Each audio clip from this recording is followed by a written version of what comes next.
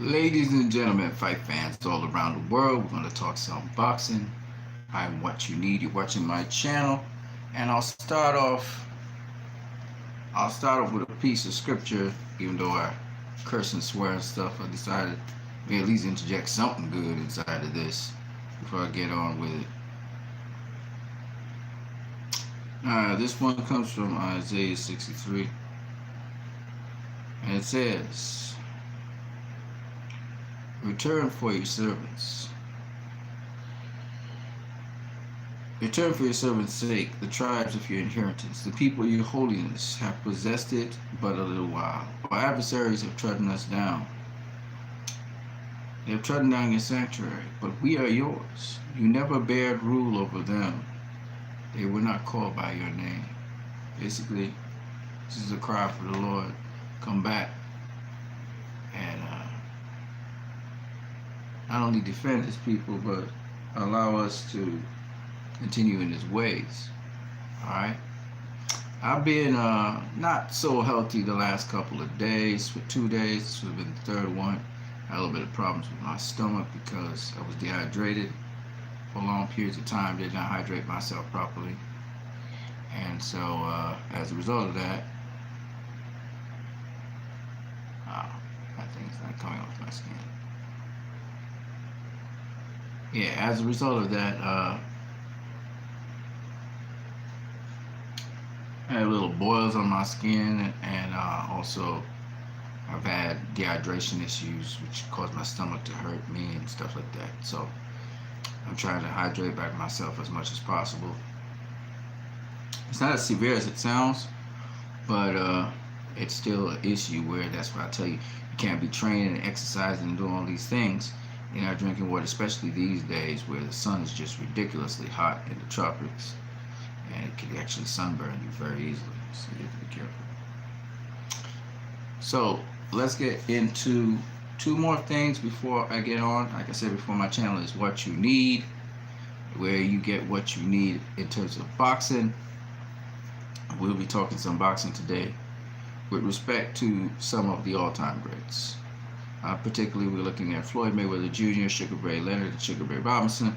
We're going to look at what makes them not just great, because I talked a little bit about that, but what made them such elite athletes of their time, the best of their eras. Before I do, I just wanted to recommend the following things. This one is called Genetics.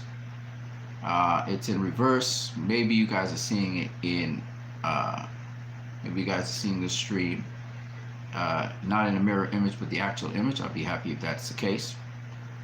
But it is zinc and castor oil with some lanolin in it. It's really good for your skin, but better yet, it absorbs through your skin and helps you with circulation. So I recommend it very highly. Okay. I have problems with dry skin and dehydration, so to assist in rehydrating my body back and retaining water in my body, I use Palmer's cocoa butter with vitamin E. This one's specifically for men. Okay? It's really, really good. It's helped me a lot. You can also mix a little bit of water in it and then apply it to your ears. Right now, my hands and my skin are quite dry.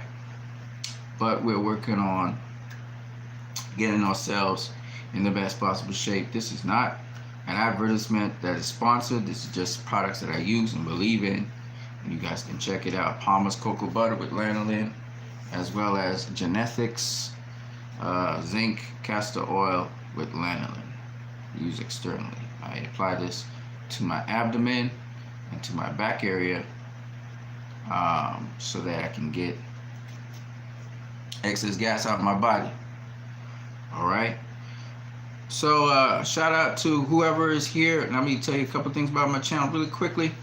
If you like what you're hearing on this channel, because you probably never heard it elsewhere, you can subscribe to my channel. You can also share these videos on different boxing forums as you see fit. I know my videos go around because I hear people using and quoting me, and that's really cool.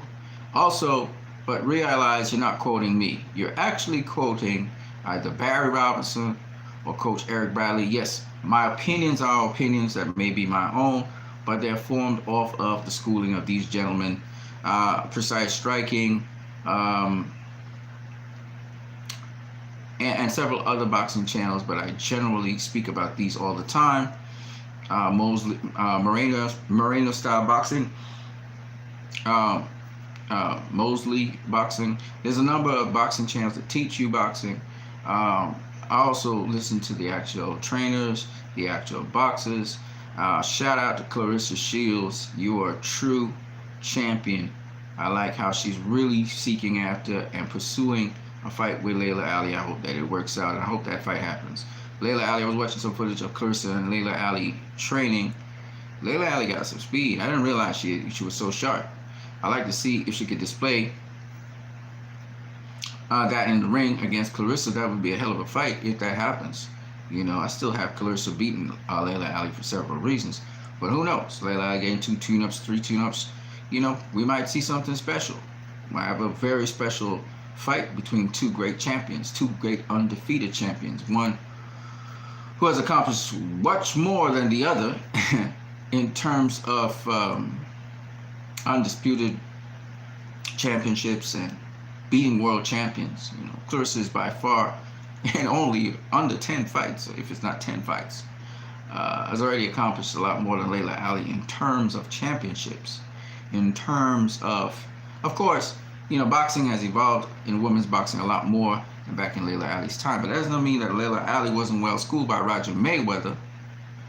And so it would be interesting how she would fare against this 3-divisional, 5-time world champion now?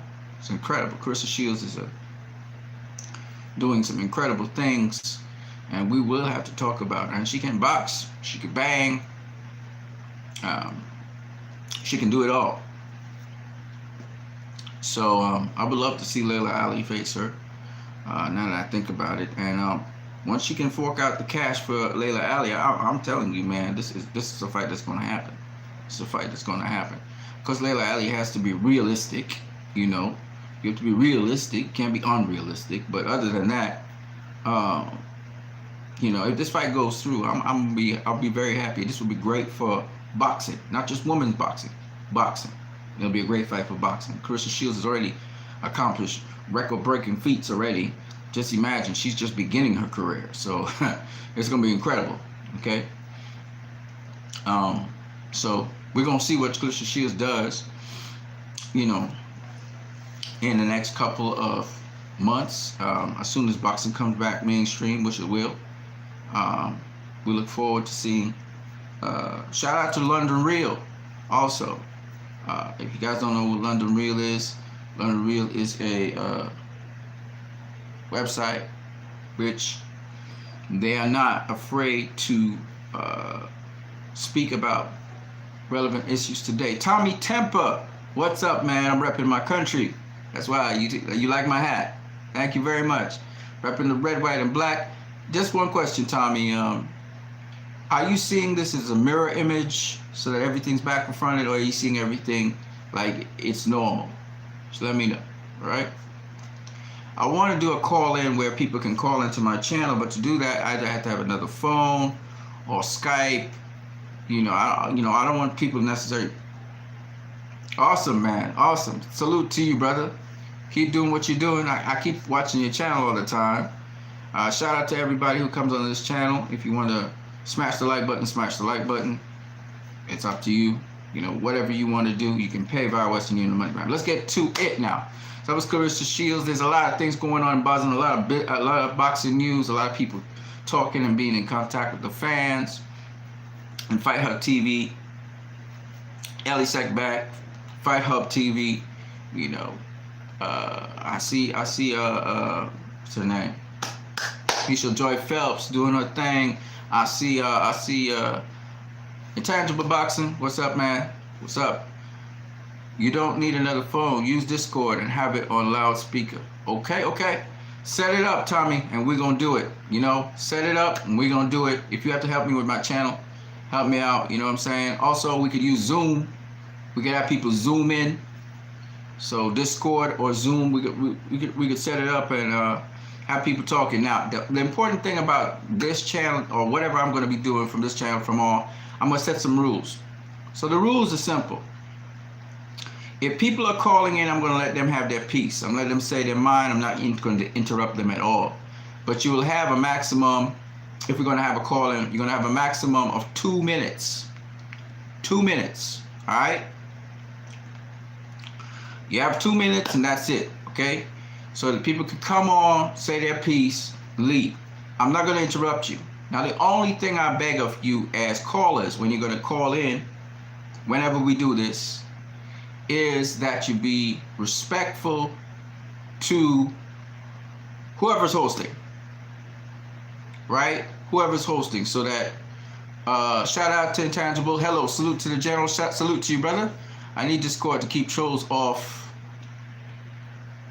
Hold on a second. I need Discord to keep trolls off the channels. Yeah, well, I'm not. The only problem I have is that I want people to speak on the topic at hand, or if you have a new topic you want to bring up, we're going to talk about that in another session. So we set the topic and we're speaking on that topic. It does not matter what your views are on the topic. You will get your say, get your piece, because I want callers to get their piece when they call into these programs. Whatever you say, I'm going to be like Troy King. Whatever you say, you have to back it up. You only got 2 minutes to back it up. So whatever you say, you can't just make a blank statement. It's not fair to just make a blank statement and leave. Now, you may not have enough time, so I understand if you have to say something and then leave, okay? But be respectful, and you're limited up to 2 minutes. Whoever the host is, be respectful to the host. Don't be trash talking the host. Don't be none of that. If you disagree, just say you disagree with the view. Even if you want to say that's whack, no problem. Your views are whack, whatever. But don't be disrespectful. In other words, don't go in cursing out people and stuff like that. If you think the view is stupid, that's not disrespectful. You can say that, and so on and so on, right? People are free to disagree. It's a free world. You're supposed to be able to express your opinion. All we ask is, if you disagree with something, try to back your stuff up. You know, like Troy King says, I don't know if you guys watch Troy King, but it's a very good channel to check out. Troy King and Aaron Coley. I always recommend them. I always recommend Eric Bradley, Master Boxing. He's teaching boxing right now as we speak. He's teaching boxing. Okay, the man is good. And then, of course, Barry Robinson right now, he has Getting to Greatness is what he calls his channel now. And he's been doing breakdowns on Sugar Ray Robinson. He's doing breaking downs on all the great fighters of their eras, okay? The great fighters of their eras, the most dominant fighters of their eras, okay? What made them that way? So this session has to talk about, I'm going to do this in pieces because, like I said before, I need to show you guys, I got to show you guys the style of Sugar Ray Leonard, the style of Sugar Ray Robinson. Sugar Ray Robinson was beautiful. Beautiful. Like I say, I think a lot of people don't understand me. I've never hated the past greats. Never. Okay? I've loved them. But I'd be an asshole, sorry about the cursing, I'd be a fool if I said that boxing as a sport does not evolve. I've constantly said this. And I can show you why. I have to show you. Because if I tell you, you're going to disagree with me and you're not going to. But I have to show you why the guys today have evolved from the guys of yesteryear. And the style, there was a certain, like every era actually had a certain way boxers, a certain attitude boxers had to one another. You look at the Chavez era. Then you look at the Whitaker era. Remember these things? The Chavez era was either, I think it was a little bit before the Roy Jones Jr. era. Okay, first it was Tyson, then it was Chavez, then it was Roy Jones Jr. No, wait. No, I got it wrong. It was Chavez, then it was Whitaker, then it was Oscar, then it was Mosley, right? Something like that. Roy, I think was, either Roy was after Mosley or before, slightly before, I think it was before Mosley. And after Roy was, I'm trying to remember if it was Hopkins. I think after Roy was Hopkins, after Hopkins was Floyd. And Floyd sticked around for a while, and then it was Pacquiao, and then Floyd came back and Floyd took it back. right? So you have to understand who was the best of what era. Like, you know, that's why we talk about pound for pound. Because when we talk about pound for pound, we're not necessarily talking of all time. We're really talking of an era. But pound for pound could be used for anything. People say it's subjective, but I like to keep it as objective as possible. What pound for pound basically means, but why it's subjective, I'll tell you in a minute. Pound for pound simply means if the guys were the same size, that's pound for pound, okay? It's a theoretical thing. Who would win the fight? It's a way of giving credit to guys who are not heavyweights. But it doesn't mean that heavyweights are not included in pound for pound, because that's the whole idea behind pound for pound. Let's say the best boxer in the world is a heavyweight. Everybody takes it for granted that he'll beat everybody if he's the best in the world, right? I mean, he's the best at heavyweight. Not necessarily. And the case was, Rocky Marciano was around when Sugar Ray Robinson was fighting, but Sugar Ray Robinson was considered pound for pound. All right? I got some comments in the comment section. Let me see these guys who are talking away. Remember, if you like what you're seeing, you don't have to like it, but if you like what you're seeing, don't forget to smash the like button. That helps me out a little bit with my channel. Don't ask me how. I'm just joking. Not monetarily like how people think, but it brings my channel more to light. More people might see my channel, and as a result of that, we may have more views. Okay, so more views, maybe more money when I decide to advertise or something on this. But we're gonna try and get some call-ins inside. Shout out to Troy King, who also has been checking out my channel at times, which is very respectful. I really enjoy it. Now, Troy King shows the beauty of Floyd Mayweather, but I want to show the beauty of so many people. I must say, I'm just going to talk about these guys, Sugar Ray Robinson. I'm going to talk about Floyd. I'm going to talk about Sugar Ray Leonard. But I will get to some other fighters with footage on them. Some footage on them that's really great. Now, for those of you out there, so we're getting into it right now, but let me just look at the live chat here because you guys have been chirping away and saying different things. Let me get to the live chat first. See what you guys have to say. And already, I'm going to talk to you guys because a lot of people don't understand Sugar Ray Robinson. Like I said, Sugar Ray Robinson, actually, Floyd copied a lot of Sugar Ray Robinson. Floyd patented himself a lot after Sugar Ray Robinson. Don't get it twisted. Floyd loved Sugar Ray Robinson. In fact, in an interview very recently, Floyd was talking about his favorite fighters of all time. He said there are many, but he mentioned Sugar Ray Leonard and he mentioned Sugar Ray Robinson. Okay? So don't get it twisted. The reason, think about this. If you want to give the ultimate praise, okay? The ultimate praise is to mention a fighter's name. So when you hear a young fighter say, I'm better than Floyd Mayweather, that's the ultimate praise to Floyd Mayweather, right? If Floyd Mayweather says, I'm better than Sugar Ray Robinson, or I'm better than Ali, that's the ultimate praise. Because this person considers Muhammad Ali or Sugar Ray Robinson as the best out there, or the greatest out there. So it's not, some people may look at it as, oh, he's disrespectful to the past great. Or you may look at it as, I'm just saying, the ultimate compliment.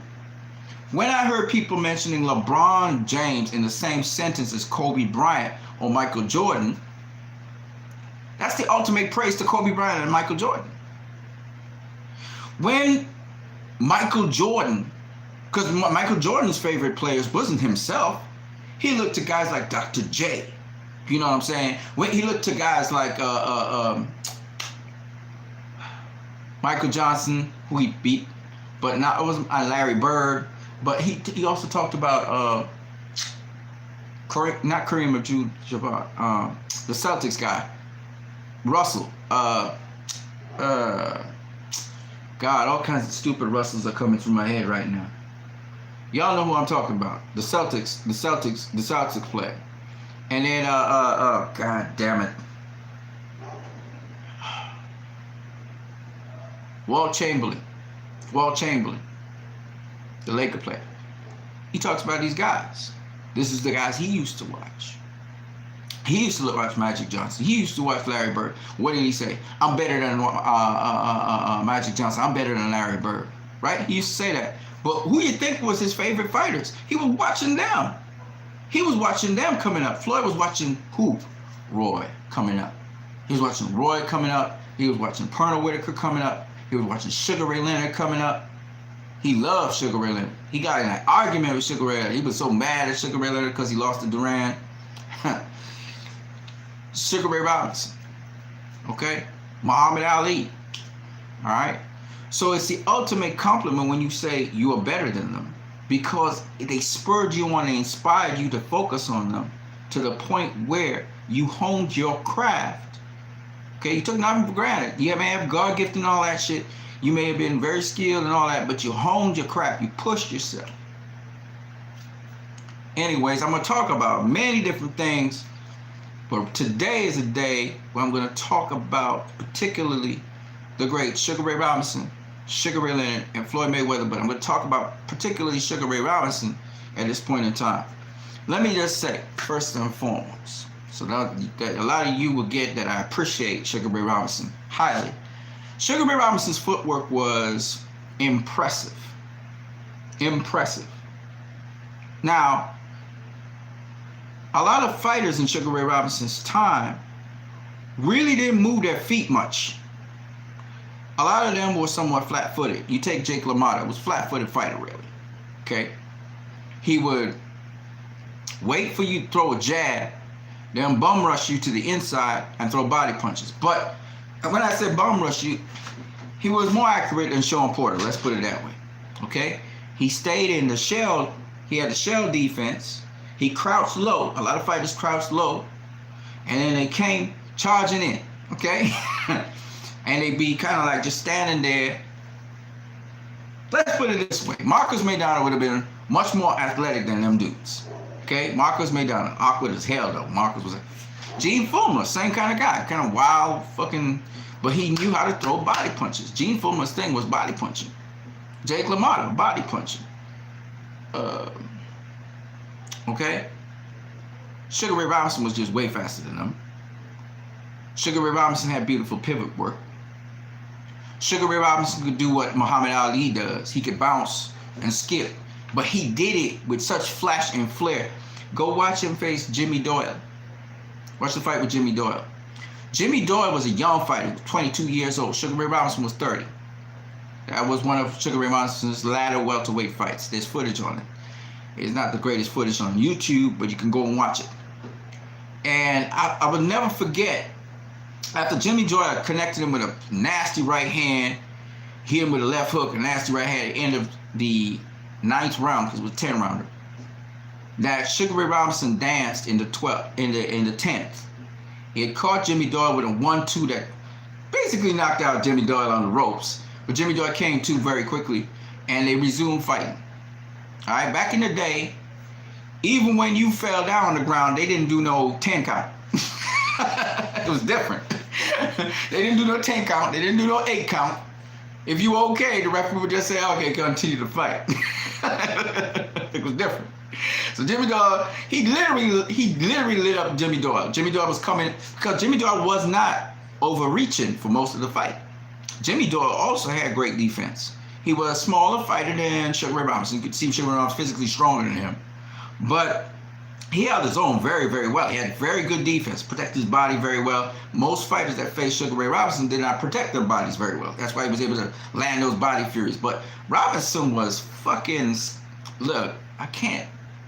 The man had skill, man. He was well trained. He was, so you guys will understand where I'm coming from, because a lot of y'all never heard me talk like this, but I'm going to talk the way how I know I should talk about the guy. So you guys will get a sense of reality about how good Sugar Ray Robinson was, especially for his era. Sugar Ray Robinson, if you wasn't shit, he gonna walk your ass down. If you dangerous, he's gonna box you on the back foot. And he does know how to maintain distance. And every time he would go low and protect his body going low. So he shield his body. So you can be throwing left and right hooks how much you want. He dip into it. So he blocked punches. However, he still got hit, because His stance was what we call the extended guard. So let me demonstrate. Sugar Ray Leonard had something like that too, but he had it in a different way. Oh, this is too high up.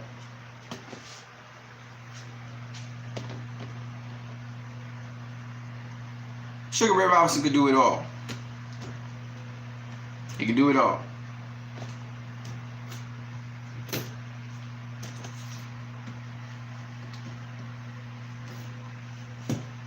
The thing about Sugar Ray Robinson was he really was strong. He had good power, good ass punching power. I'm dropping the stand a bit.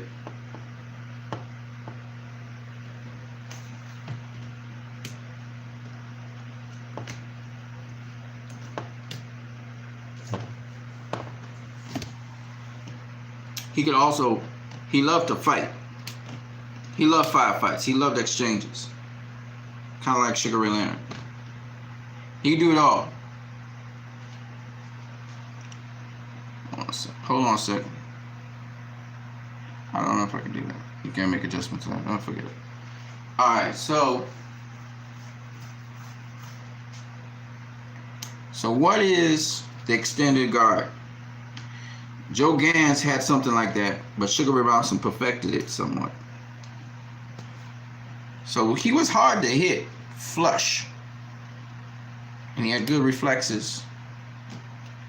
And he was God gifted. And Mama didn't want him to go boxing and fighting. His name really was Joe Walker Smith Jr. He was another junior.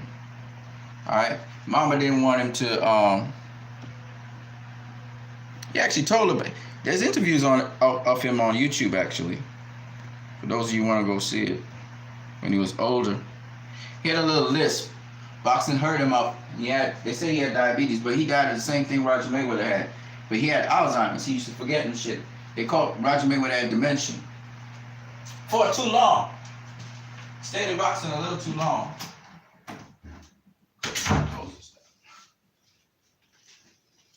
Okay. So this defense right here is known as a shell. Floyd literally keeps it. If he's coming to you, he's coming to you like this. So he looks like a board. There's nothing here to hit unless you throw hooks. But even if you do, from the side, he can catch the hook right here. And if you throw it to the head, he can catch it right here. Okay? All right? This is it from the side. He can dip in and when you throw a shot to any part of his arm, it will bounce off. Okay? All right. So that's the shell. Now Floyd perfected that shit. Okay? It wasn't just like he knew this, he really perfected it. Okay? Now, Ray Robinson, if this is the shell, okay? Ray Robinson was a little bit more square because Ray Robinson used the jab. So Ray Robinson would pop the jab like this, okay? But he kept his hand out here. So he could parry punches and block punches. So he was a little bit more squared up, okay? He was a little bit more squared up, and he would keep his hand sometimes out here, or sometimes his hand would be on his chin, but more of the times his hand is somewhere out here.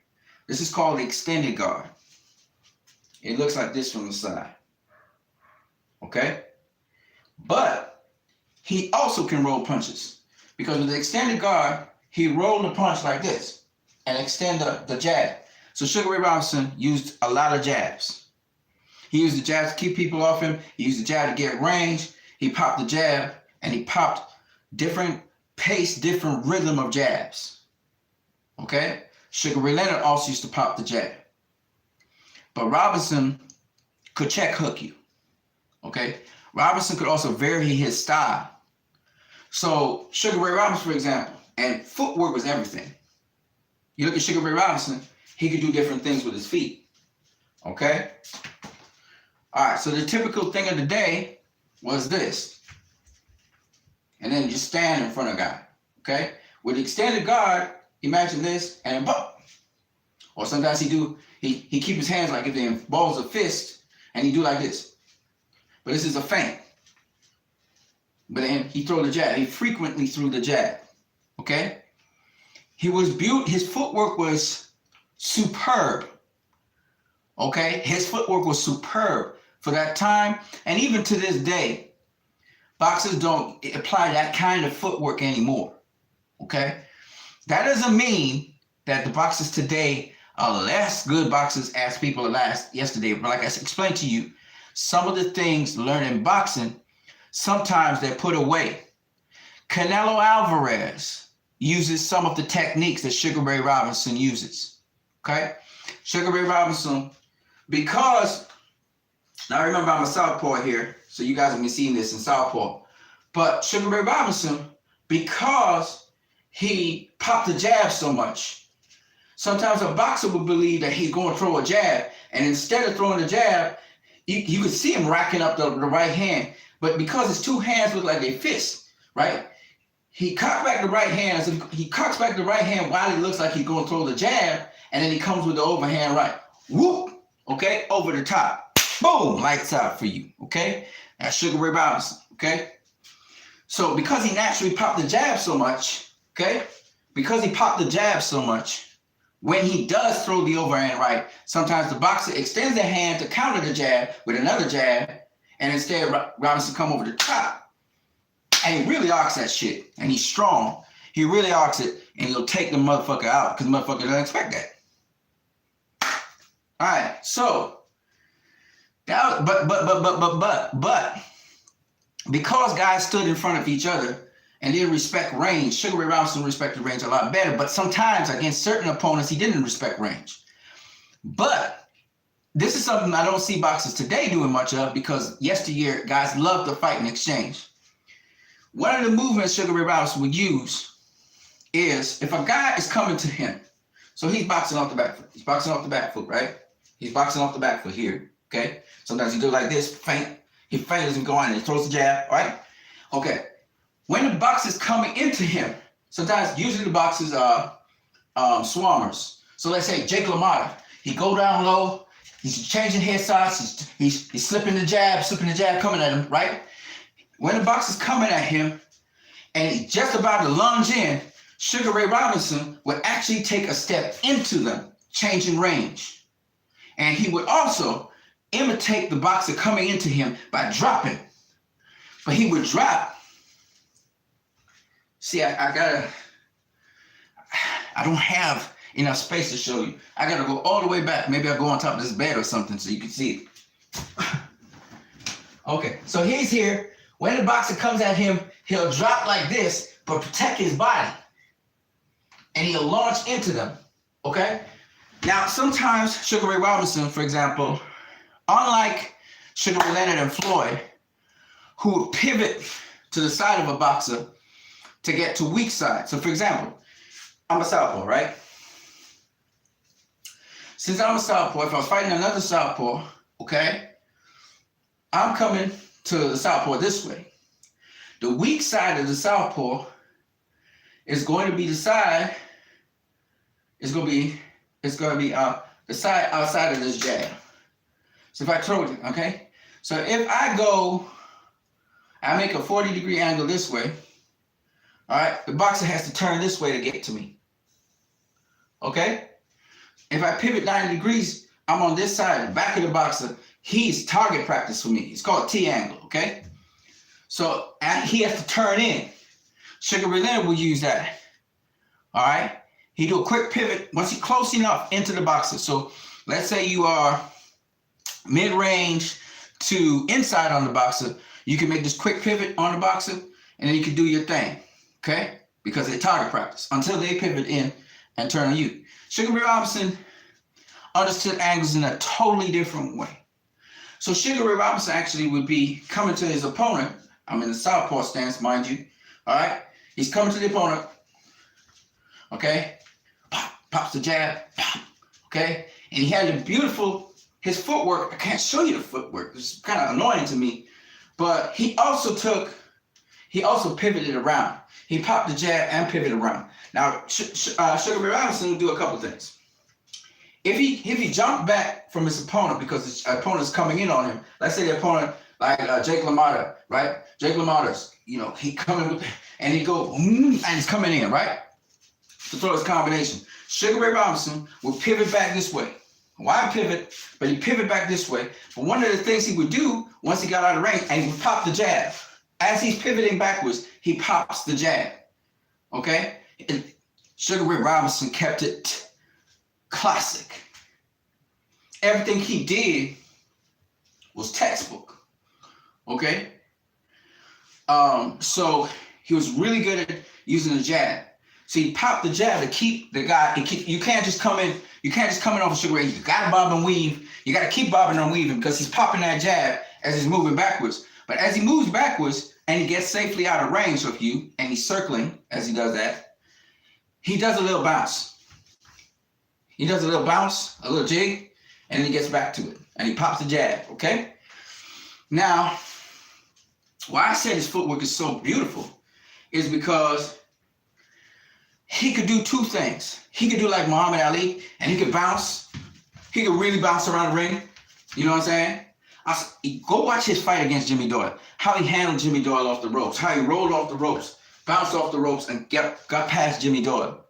How he, I seen this a long time ago, but how in the 12th round, when he knew he couldn't knock out Jimmy Doyle, he started showboating and showing people all kinds of different moves. Okay? In fact, he was going around Jimmy Doyle and doing what Muhammad Ali do. Whoop, whoop. He'd go in the air and throw a jab like this because he was a dancer. Okay? He could dance if he needed to. He had the footwork to do that. Okay? I even seen him mug a fighter. What I mean by that is he was just walking the fighter down. I think it was against Sammy Angus. He just walking the motherfucker down like this. You seen it with Canelo, like hands down, and he just mugging you. Louis Collazo versus Amir Khan, but he wasn't getting hit. All right, and he was popping Sammy. Sammy Angus. Sammy Angus was a lightweight, so, but he did beat Sammy Angus' ass like 3 times in a row. But he mugged him. You know what I'm saying? I saw him knock out Gene Stuck. That was at 160. I saw him knock out not Charlie Fusuri. Charlie Fusuri made it to distance. All right. Charlie Fusuri is an okay fighter today, but I'm just saying he had different skills, Sugar Ray Robinson. Now, it was beautiful to watch when he changed levels and he throw the right hand to the body. His thing, Sugar Ray Robinson, one of his trademark punches was a double jab, right? He would hit you with a double jab, and then he changed levels and throw a right to the spleen. Double jab, right to the spleen and back. Okay, beautiful. Right hook to the spleen. Beautiful. He was sharp. Another thing that Sugar Ray Robinson loved to do was he'd mix it up. But once you start throwing punches, he's going to counter you. Usually those counter punches, if he was a shit fighter and he didn't know how to protect your body, they were to the body first. I mean, he hit you 3, 4, 5 punch combinations to the body in no time. Split seconds. Because your guard is up. For some reason, your guard is up, not protecting your body. He hit you. He couldn't do it against Jimmy Doyle. He couldn't do it against Jimmy Doyle. Jimmy Doyle protected his body very well and tied him up very well. Jimmy Doyle wasn't strong as him, but he knew how to tie up Sugar Ray Robinson very, very well. Jimmy Doyle reminded me of the modern boxer. How the modern boxer's posture and stance is. How he could use the jab. Jimmy Doyle would fake the jab on Sugar Ray Robinson and have Sugar Ray Robinson reacting, Jimmy Doyle was very good. He did get stopped by what's the kid's name? The guy who succeeded Sugar Ray Robinson winning the vacant welterweight title after Sugar Ray Robinson left. You guys know who I'm talking about. Let me keep it going with Sugar Ray Robinson, because Sugar Ray Robinson was beautiful to watch. They talked about Sugar Ray Robinson versus Gene Fullmer. I think it was the second or the third fight they had where he beat Gene Fullmer. Gene Fullmer was working him. Go watch the fight. Gene Fullmer was working his ass. He stopped him, I think, in the 6th round or 5th round. Gene Fullmer was working Sugar Ray Robinson's ass, but Sugar Ray Robinson was collecting that data. All right, let me just see what you guys are saying first before I keep it moving.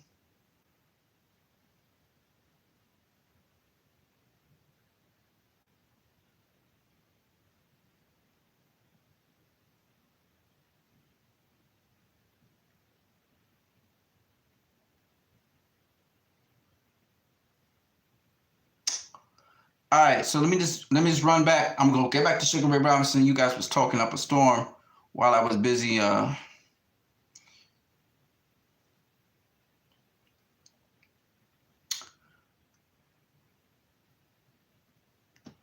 Tommy Temper says pound for pound is relative to the era they were in. Anything else is fantasy mashups, in my opinion. I agree with you, Tommy Temper. You're absolutely 100% correct. Nonetheless, we still do it. We still do it. Because they'll never fight each other, so we'll never know for a fact, right?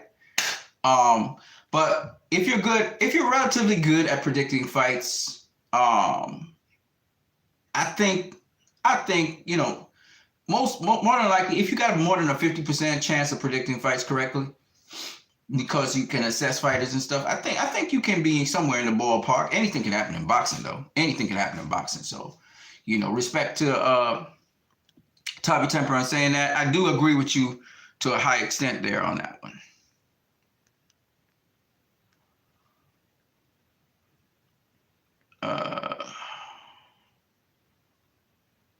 Tommy Temper says heavyweights shouldn't be pound for pound unless they are multiple weight division champs.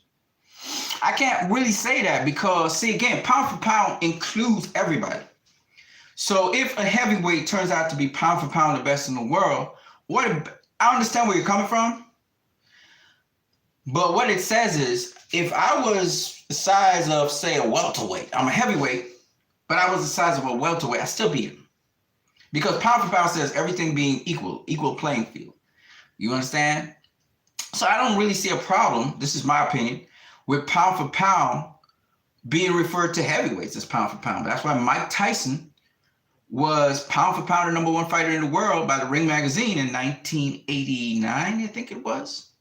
They rated him as the #1 pound for pound fighter, so why not? You know what I'm saying? So, I mean, all it says is that Mike Tyson will beat everybody's ass. But they would say, well, he's a bigger dude. No, we're talking about even if he was the same size as a flyweight, he was going to whoop their ass. You know, that's what it means. Of course, it is theoretical.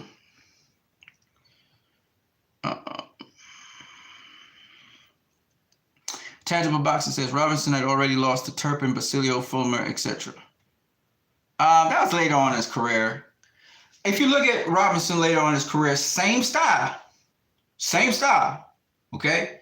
But as you get higher up in weight class, you lose some of that speed. You still keep your power, of course, but you lose some of that speed, you know, some of that quickness. And he was quick at welterweight.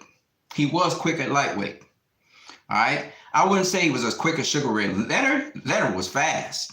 I think Leonard, out of all of them, out of Floyd, Leonard, Pernell Whitaker, Roy Jones Jr., and Sugar Ray Robinson, and even Muhammad Ali, I think Sugar Ray Leonard was faster than all of them.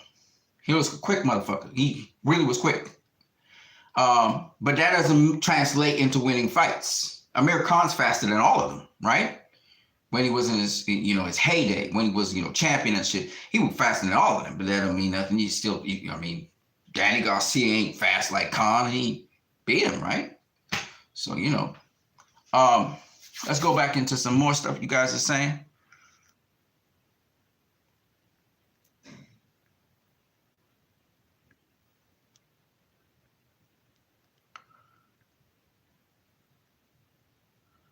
Yeah, so Sugar Ray Robinson, all right, so Sugar Ray Robinson was beaten by Jake LaMotta. Jake LaMotta actually knocked him out the ring. But he beat Jake LaMotta how many times? You know what I'm saying? How many times you got to beat him? You know what I'm saying? And so in the end, he was a superior boxer, okay? So Sugar Ray Robinson was... Okay, so what happened was the internet for a minute just stopped It just stopped for a minute. Let me I wanted to demonstrate some more stuff that Sugar Ray Robinson does, because he does a lot of things. But one of the things he did with Gene Fullmer, okay, Gene Fullmer was a kind of brawling kind of guy. He had a systematic way of doing things, but he was kind of a brawler. So Gene Fullmer would come to you like this. And he'd stand on the outside, all right? And he didn't really throw jabs, but he did throw jabs. But he would stand on the outside like this. He wasn't a guy to keep the high guard like this. He didn't protect his chin like this. He kept his hands outside like this, okay? And he'd gear up, and he'd just take off like a bullet and just come at you, okay? God. So anyway, he was landing a lot of body punches on Sugar Ray Robinson. You know, once he got on the inside, Sugar Ray Robinson dared not clinch up, because this motherfucker would rabbit punch him in the back of the head. He would hitting them all kinds of liver shots and shit, you know, arm punches. And if you try to tie him up, he's still working through the clinch. Hit you with elbows. He was rough. He was wild. And he was breaking down Sugar Ray Robinson to the body. It seemed like he was winning some of the rounds, because he was kept on landing. And Sugar Ray Robinson, he was good at rolling punches and stuff. He catch it here, catch it there. Sometimes he keep himself low. In this case, with Gene Fullmer's head's all up on his chin, and so his head's pushing back and shit. And because again, like I said before, Sugar Ray Robinson kind of squared up a bit, right? So Gene Fullmer could get his head into his chest and all that kind of crazy shit that was going on. Well, Sugar Ray Robinson figured him out. He got the data on him. So by the 5th round, he started changing up the game. Okay? Motherfucker. Oh, God. Yeah, so the internet's coming and going. Never happens to me, but apparently for this particular discussion, almost still get to the inside, but now Robinson started setting him up. So in the 6th round, Robinson started boxing differently. He started to inch backwards. He would inch backwards. He's turning Fullmer, but he's inching backwards. Fullmer just stand there, and Robinson would pivot around him and inch backwards. And then he would set him up by inching backwards. He'd do 2 steps back when Fullmer come charging in, and catch him with lovely. He changed levels, and he double jab and throw the right hand and pull back. The fuck? Jesus Christ, man. He did it again. All right. So anyway, he popped him with the right hand. Then he would he double jab again, pop him with the right hand. So Fullmer now was conditioned to think that Sugar Ray Robinson was going to double jab and pop him with the right hand. So he came dashing in. He slipped. He tried to slip the double jab. Robinson feint the double jab and came across with a check hook. That's what they call a perfect punch. That's what Ryan Garcia was talking about, the perfect punch. But it really wasn't a perfect punch. It was a check hook. He was actually trying that check hook on him in round 5. Again, I'm telling you the actual fight and how it went, right? That's the difference between me and other guys. I tell you how the fights were going. I tell you, Ray Robinson had a game plan. They had a game plan. Their game plan was they couldn't fight Fullmer full on. They decided they would counter punch Fullmer. And you actually had the commentator saying that as well. That it seemed as though he was trying to do a game plan where he was going to counter punch Fullmer. And the counter punching worked. He caught Fullmer coming in, because Fullmer, launches in. He doesn't so he's coming with a high guard, so he can catch the punches on the high guard and counter you very quickly with body punches. Okay? When you pop a jab, he slip it and just bum rush you in the inside. He's very explosive, very quick with respect to that. So Fullmer came reaching in, and as he reached in, dropped his guard, of course. He dropped the high guard and came launching in, caught him with a check hook. and Robinson tried to do that check hook twice, in the 5th round and in the 6th round. Early in the 6th round, he tried to check hook him. So it was a check hook. A lot of people say it's the perfect punch.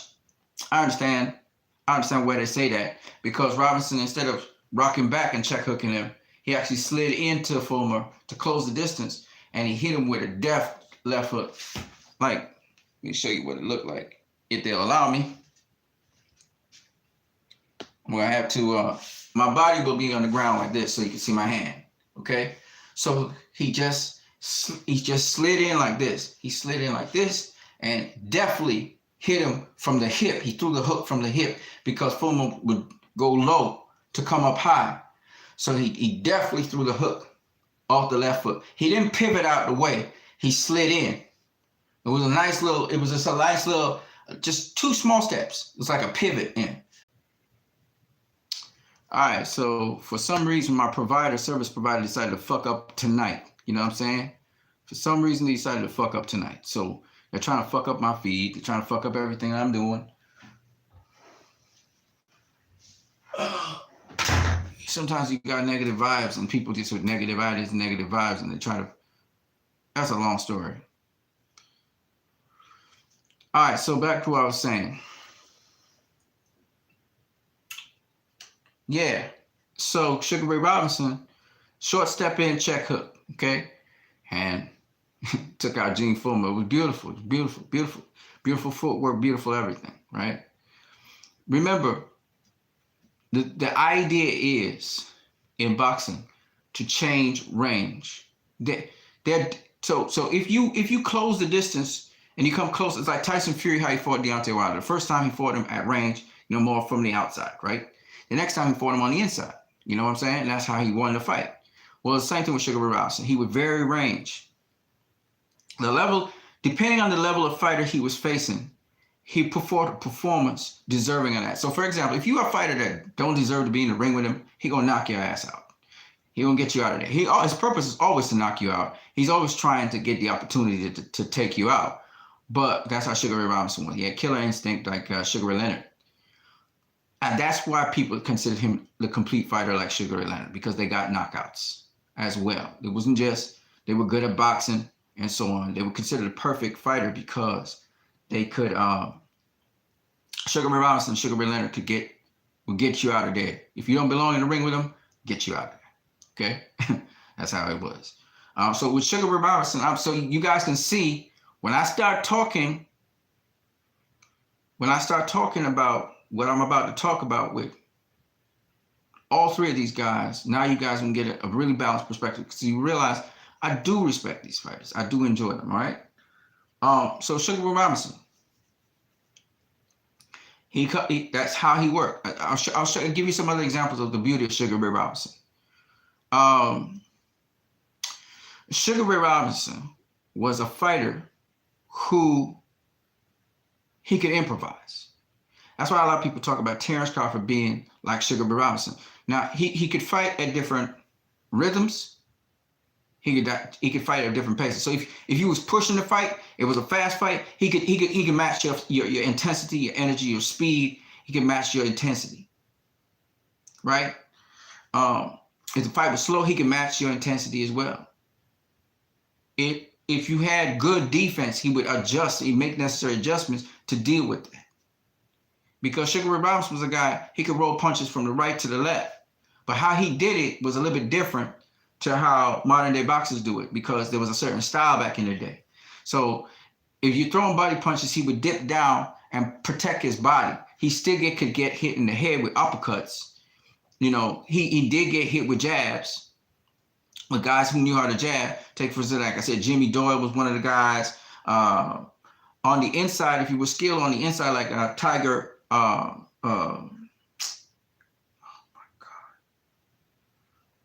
Tiger Jones, all right? If you were really good on the inside like Tiger Jones, you're giving problems. Kid Gavilan was almost a mirror image of Sugar Ray Robinson. In some respect, Kid Gavilan was more skilled than Sugar Ray Robinson. But like I said before, Kid Gavilan was a guy who could fight going backwards, and he showed it against Tiger Jones, Ralph Tiger Jones, but he also could fight going forwards, and he preferred to fight going forwards. Sugar Ray Robinson, same thing. But they were versatile. They could do it going backwards, forwards, inside. If they had to fight on the inside, they fight on the inside with uppercuts. You mostly use uppercuts on the inside, even though they did do some body work. The thing about these guys was, because guys used to stand in front of them, they trade a lot. So Sugar Ray Robinson, for example, would just go ballistic. If a guy started throwing combinations, he'd decide, I'll throw you in combinations. And he'd just go ballistic. And so everybody throwing punches. And the last man fall down. Sometimes Sugar Ray Robinson would throw these wild ass hooks. Not all of them landing, right? He missed punches. You know, them guys be throwing it down. They just be. Sugar Ray Leonard was kind of like that. They put all that gusto into punches. And Sugar Ray Robinson, though, was like Sugar Ray Leonard, was a composed fighter. He kept his composure. You know, so it was kind of a different era. Most guys would engage each other. All right, a boxer back then, and even in Leonard's time, wasn't looking at what was most advantageous for them in a fight. Wasn't looking at how I could beat this guy easy. You know, because both fighters, Sugar Ray Leonard and Sugar Ray Robinson, had a killer instinct in them, they was looking to finish you. They was going in there looking to finish you.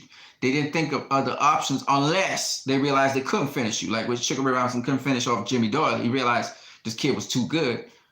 Even though he wasn't as strong as me, he still had good defense comparable to what I had.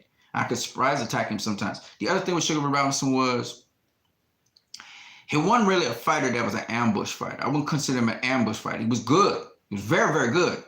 But I didn't consider him a very effective and very good ambush fighter. He wasn't a Pernell Whitaker. He wasn't Manny Pacquiao's kind of like Sugar Ray Robinson and Sugar Ray Leonard in that he counted on his quickness and his speed and not so much his unexpected timing. You know, Pacquiao is, the thing with Pacquiao is he's explosive. So you don't expect him to cover a certain distance, right? So you have to regulate your distance control to accommodate that. Guys like Roy Jones Jr. were serpentine. All right, Floyd, serpentine, right? They hit you with punches when you never expected it. They didn't telegraph their punches. Neither Floyd nor Roy Jones Jr. telegraphed their punches. Untelegraphed punches they hit you with. And their footwork was different. To this day, the kind of, who's another person? Ernesto Marcel. I always talk to you guys about Ernesto Marcel. He fought Roberto Duran. Watching him. Ernesto Marcel is an interesting fighter because he also had what's called the untelegraphed right hand. Bernard Hopkins is another example of the untelegraphed right hand. Okay? They just shoot it. They shoot it, and it's always at a time you don't expect. That's what catches you off guard. Roberto Duran was serpentine in terms of pull counters, but even then, he put too much oomph behind his punch. You know, you don't have to knock out people with the hardest punch in the world. It's the punch they are not braced for that knocks them out. You know, so the rhythm of Roy and Floyd and to some degree Hopkins, I'm thinking if Andre Ward was like that.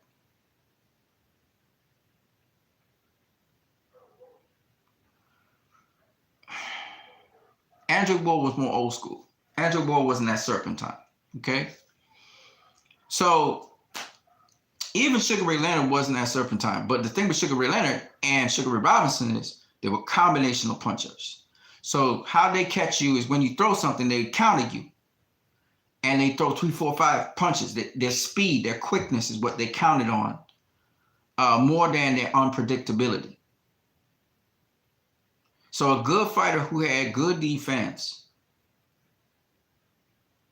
would make these guys, they could nullify all of those punches so they wouldn't throw as many punches. All right?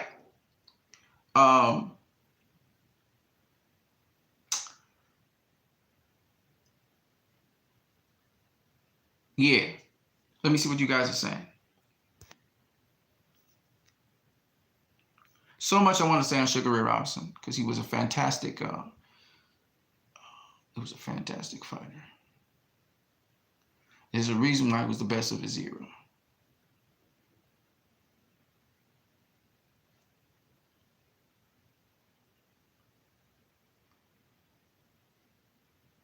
So yeah, so intangible boxing, I would say that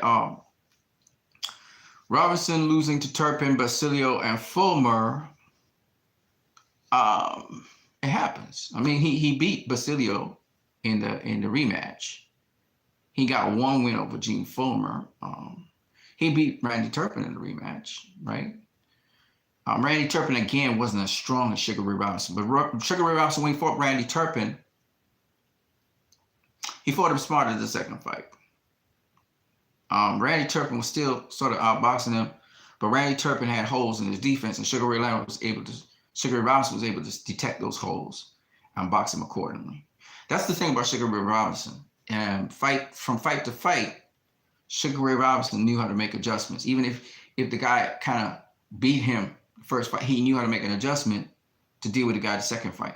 And Carmen Basilio beat him, but Carmen Basilio took a fucking beating, okay? Let's not forget that. Yeah, he was a welterweight that moved up to middleweight, which was very impressive. And he was a smaller guy. Sugar Ray Robinson was the stronger guy. Sugar Ray Robinson was a little bit older, but that didn't really make a difference. I think that Carmen Basilio was tough. Now, he was landing his shots too on Sugar Ray Robinson. Let's not forget that. But he was tough. He could take a punch. You know. It was a good fight. It reminded me of Roberto Duran versus Sugar Ray Leonard.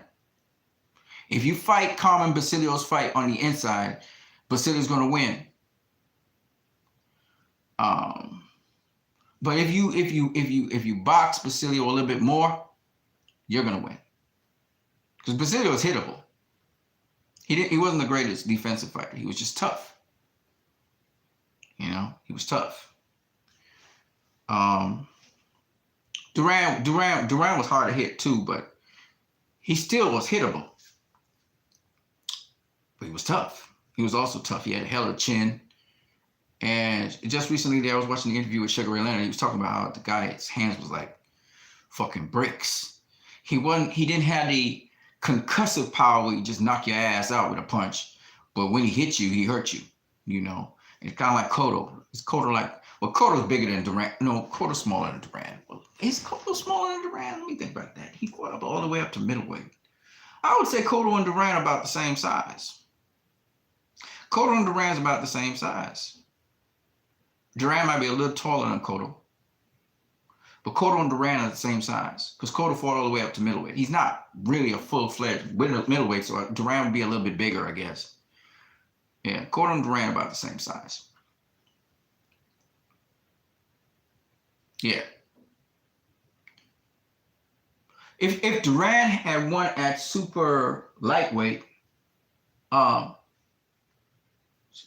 yeah, Duran was a 4-divisional world champion. He could have been a 5-divisional world champion.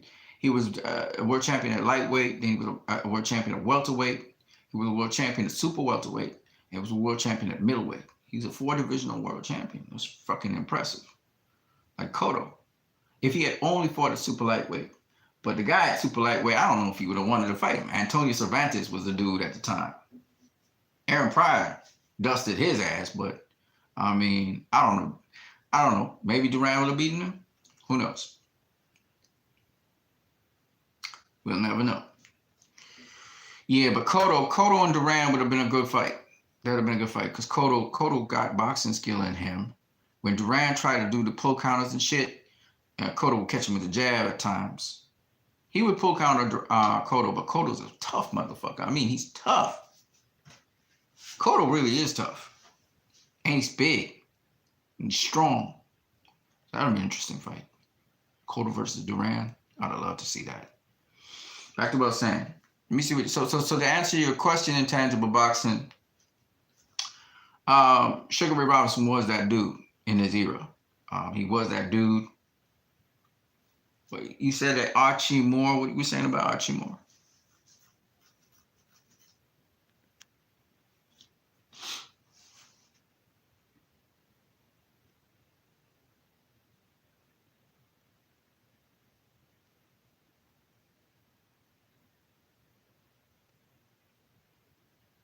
Archie Moore was better than Ray Robinson at the time. That's a good question. Archie Moore's a fucking good fighter as well. The Mongoose. He fought all the way up to heavyweight. Never won a title, but he fought up to heavyweight. Way past his days, his best days. He was fighting. Fought Muhammad Ali. Archie Moore. He should have stopped boxing a while back, though. That's the one problem about these great boxers. Sometimes they don't know when to quit. And it cost them health-wise later on. Archie Moore was good. Archie Moore beat Joey Maxson's ass. Sugar Ray Robinson was beaten by Joey Maxson.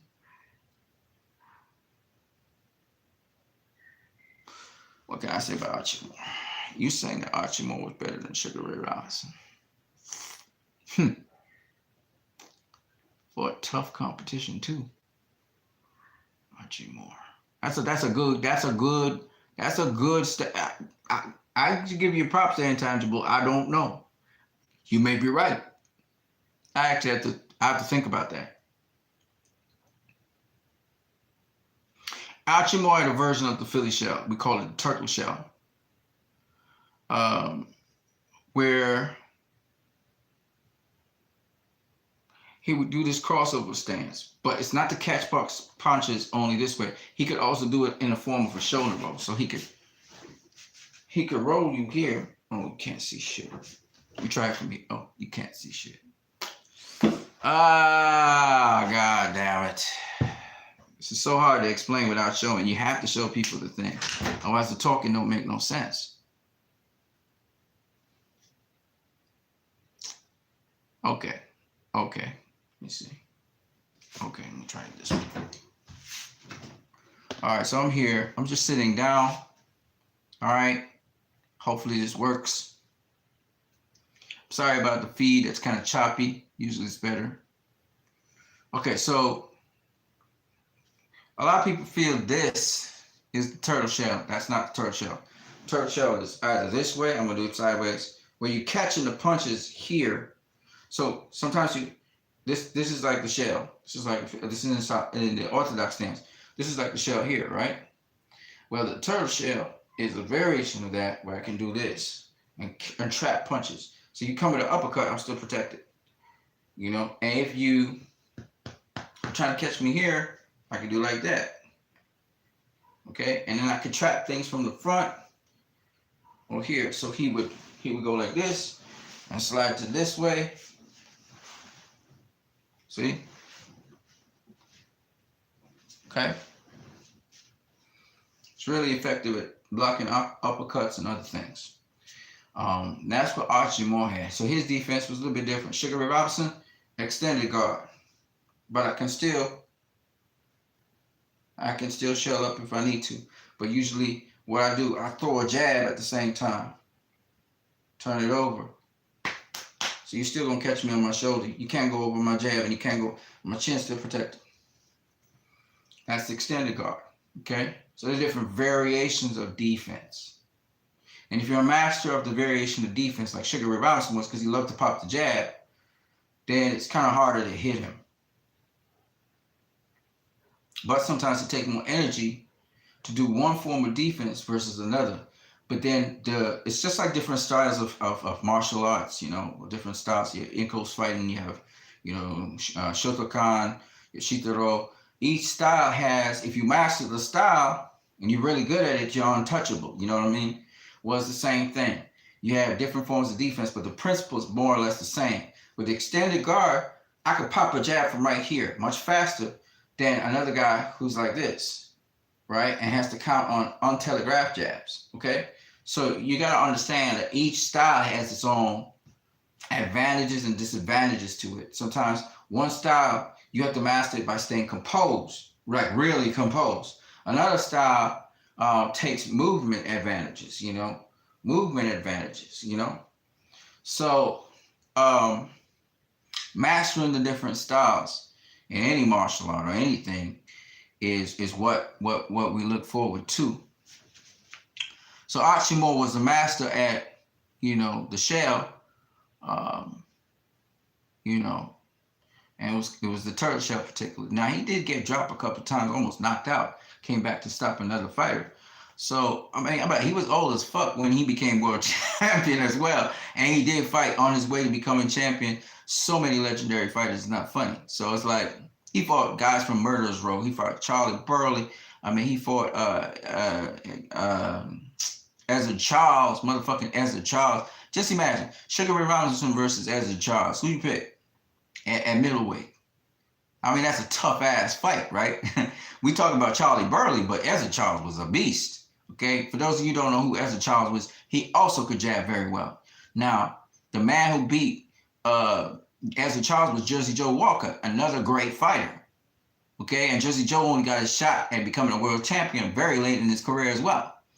You know, just imagine what we could have seen when Jersey Joe, you know, was at the peak of his career.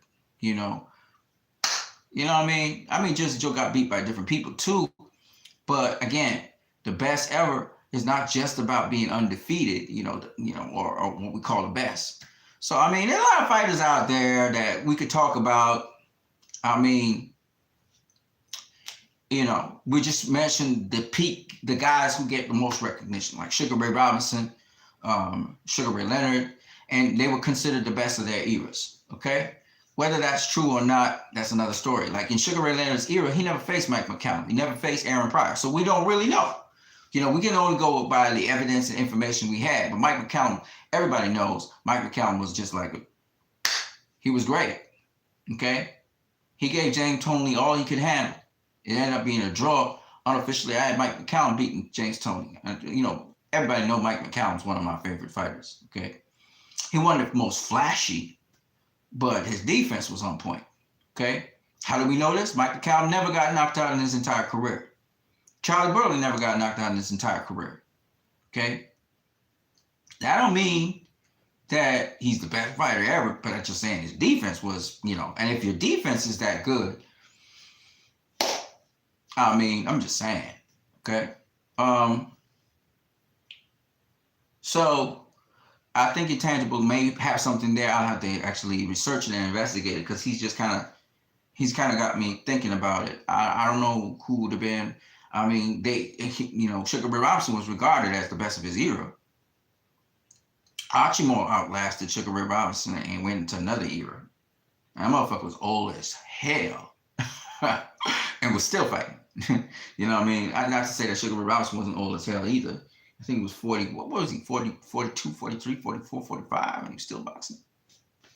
Showing just tribute to his defense. However, later on in his life, the punishment from boxing did take effect on him.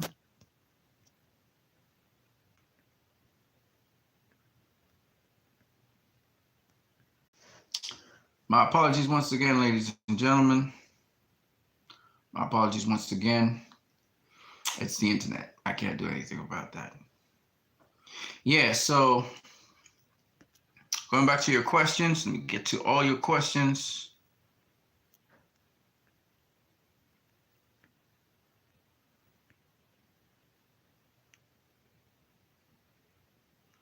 Okay, Intangible Boxing, even when Ray Robinson was shot in '62, he still beat future top 5 middleweight contender Danny Moyer 12 years before the great Carlos Monzon did in his prime. That's correct. And Danny Moyer was one of the pioneers of the super welterweight division. I think he was one of the first guys to win. I think it was the WBA super welterweight title. That was Danny Moyer. I think Danny Moyer got a rematch with Sugar Ray Robinson and beat him. But yeah, he was Sugar Ray Robinson in '62 was like 40-something years old. I don't know if you could say he was shot, but he definitely wasn't in his peak performance anymore because he wasn't world champion. So he wasn't top tier anymore. Sugar Ray Robinson, man. That man was pioneering a lot of things as well. And a lot of these things were copied by fighters after that. And you heard it over and over. All the greats of different eras would talk about Sugar Ray Robinson, from Muhammad Ali, who Sugar Ray Robinson supported because Muhammad Ali's footwork was sort of like what Sugar Ray Robinson could do.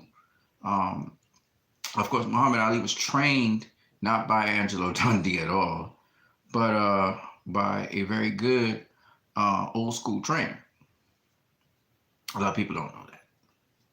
So was Sugar Ray Leonard, by the way. Angelo Dundee was not his trainer. He actually had another trainer. I think if you look at the interview, he talks about Mike.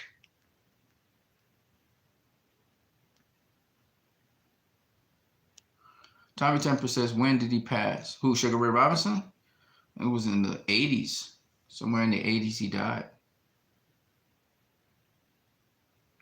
He died in a hospital.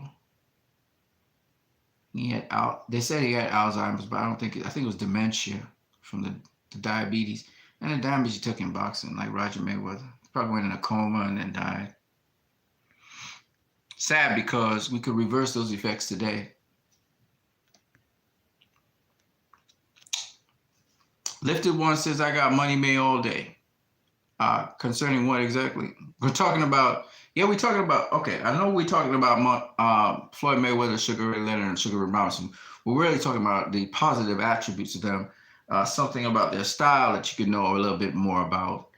And when you look at footage of them, look for how intelligent they manage certain things. All right?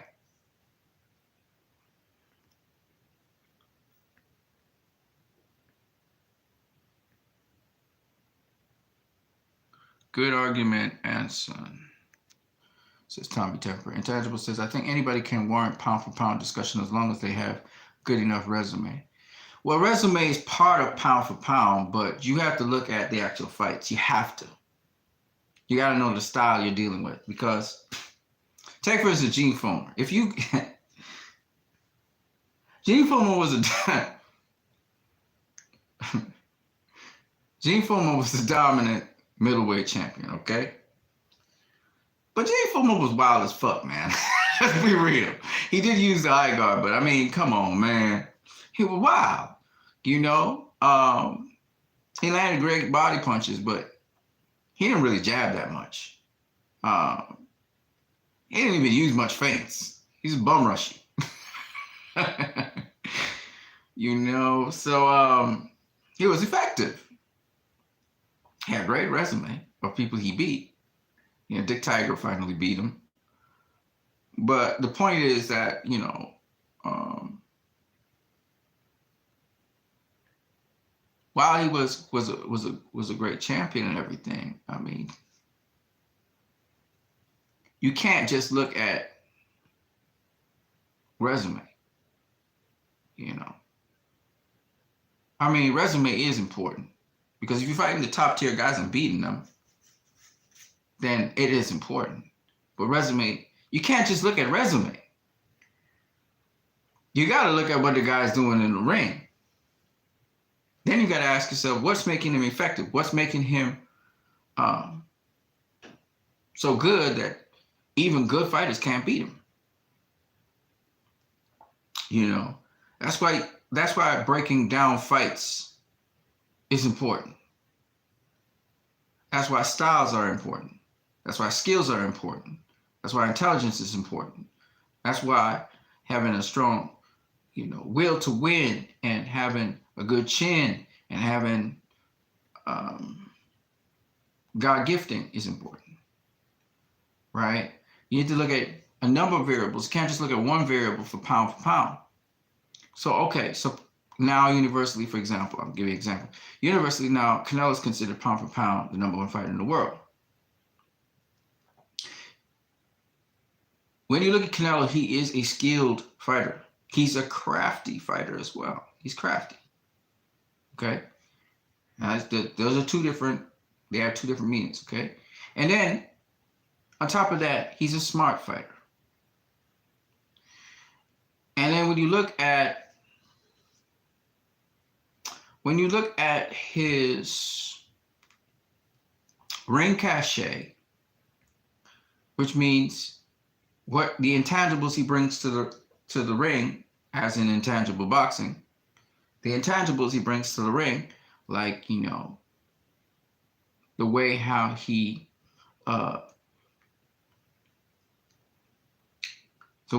can go up in weight and still, in spite of all of that, make a fight look easy, easier than it really is, against fighters who have been seen as devastating punchers or devastating fighters. How he can do that the intangibles he brings to the table, so that people say, well, this fighter is outpointing him and winning the fight, but really and truly, Canelo is setting up the win.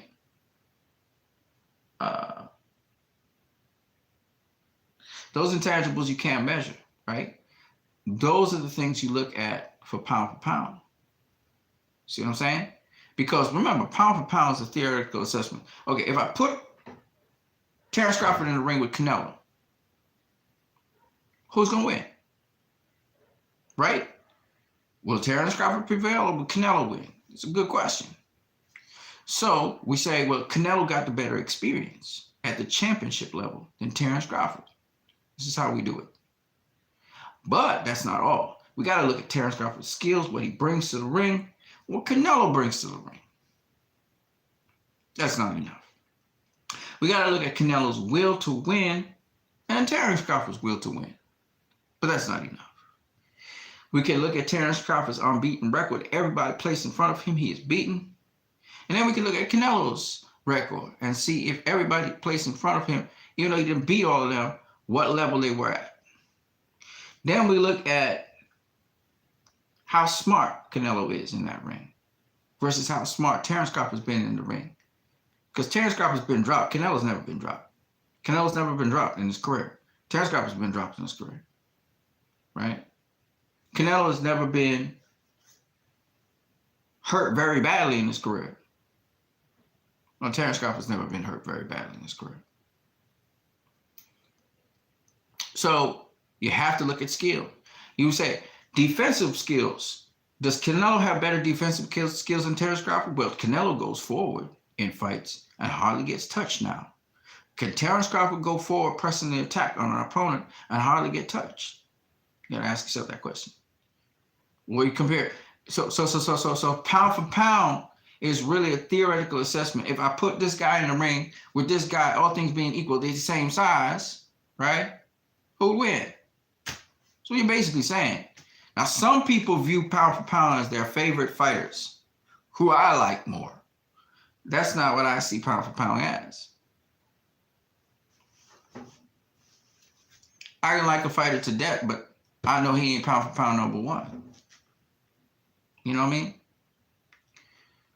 So based on that, when we talk about these past fighters, Sugar Ray Robinson, Sugar Ray Leonard, pound for pound, we're talking about that. So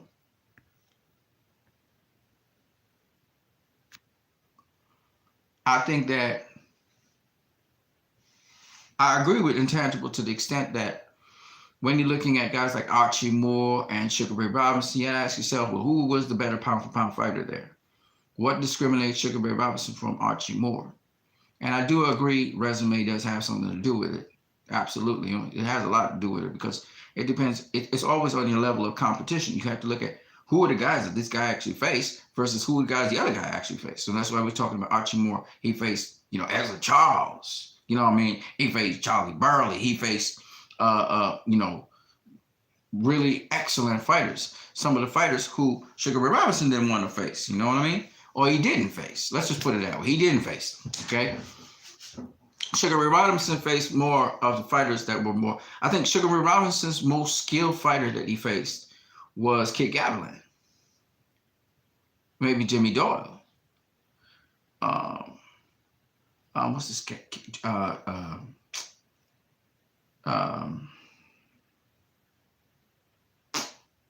These names sometimes slip me.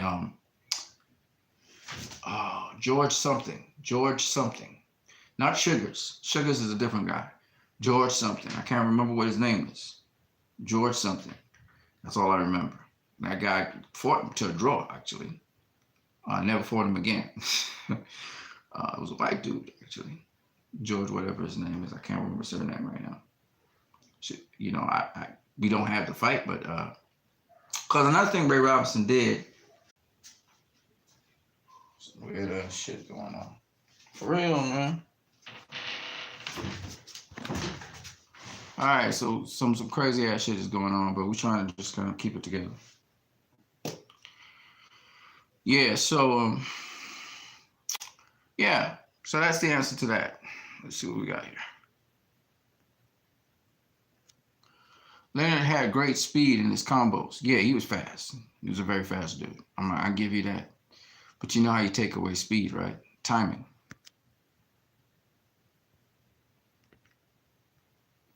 All you got to do is change your rhythm.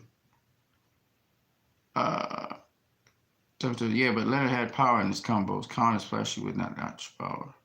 Yeah, but power is also in speed. Tommy says, Anson, I got a spinning wheel. Not sure if it's me or you. It's me. It's the internet. It's back. Yeah, it's back. We're in an hour now into our thing, so should be about 10 now. All right. So going on with Sugar Ray Robinson a little bit more. Pity, I just started touching on him. I mean, there's so much to his game. There's so much he did in boxing. And there's a lot to learn from Sugar Ray Robinson. But I'm going to say this. His footwork, he could change his footwork up. He could bounce. He could pivot. He could do wide pivots. He could do smaller pivots. Okay. The way how he jabbed to the pit a lot, he would try and steal to the pit. If he couldn't get any other punches in, he was trying to steal a jab to the pit. He's very good at doing that. But he didn't do it the way how Mayweather or Whitaker or Oscar or Roy would do it. All three of those guys would change levels. You know how he threw his right? He would double jab and then throw his right by sliding in, changing levels, and then dropping the right hook. That's how he should have thrown his jab, but he didn't do it like that. And he varied the speed of the jab. So when he was throwing the jab to the body, he would change up the speed of the jab. And it almost looked like a lazy jab to the body. He'd bend in off an angle like this and jab to the body off an angle. So his jabbing arm again would protect his chin. But that's an opportunity to actually to counter him with a pull counter uppercut or pull counter hook to the body. That of course he would come back with a hook to your body if you didn't protect your body. So you had to expect him to try and hook and throw a combination. What you could do after you pull counter and hit him with a right to the body, you wanna fall in and smother. Anyway, so that's the point. So he and Sugar Ray Leonard didn't throw, again, Sugar Ray Leonard patterned himself after him. Didn't throw jabs to the body by changing levels. They threw jabs to the body by bending over and jabbing downwards. All right, so they were a little bit different. Leonard did some of almost everything that Sugar Ray Robinson could do, Leonard could do. Okay. Because fighters in Sugar Ray Robinson's era kind of stood in front of him, he could get to pivot around them, but there was a few exceptions of fighters who did not do that, like Kid Gavilan, like Fritzy Zivic, like Jimmy Doyle, like Ralph Tiger Jones, would just come at you and bob and weave and slip and slide. But they all, like even Tiger Jones was a flat-footed fighter, right? Kid Gavilan was not a flat-footed fighter. Jimmy Doyle was somewhat flat-footed. He just stand in front of you at times and be repetitious doing the same thing. But he's very explosive when he was explosive, and he was very accurate when he was explosive. Fritzy Zivic was a good boxer, so he'd fight more on the outside, good footwork, stay on his toes, move around the ring. A lot of boxers in Sugar Ray Robinson's time used the shell. A lot of boxers in Sugar Ray Robinson's time would reset by bouncing on the spot or bouncing a little bit before they go back in to fight, and then they just get flat-footed and they're coming at each other, okay? A lot of them didn't use these small little angles, these little pivots. They didn't do all of that. Sugar Ray Robinson could vary it. He could do small little pivots. He could do the wide pivots. He could do, I never really see him do sharp pivots. I don't know if you guys know what that is, but it's like a wide, it's a not a wide pivot, but it's a big pivot. Like he didn't really do 90-degree pivots. I never really saw him do weak side attacks. However, once the fighter was out of position, he would attack you with combinations. And I just want to give you a good example of that would have been his fight against Rocky Graciano. where he stopped him. Castellini, his Castellini fight was a fantastic fight as well. Rocky Castellini, who dropped him. If you guys never seen that fight, you should really go and look at it. It's a fantastic fight as well. But he still take advantage of the angle. So with Sugar Ray Robinson, once he throws combinations even on the inside. So even when just out of the clinch, he would throw combinations as well. That's how he knocked out Rocky Graciano. He beat the shit out of Jake LaMotta the last time as well.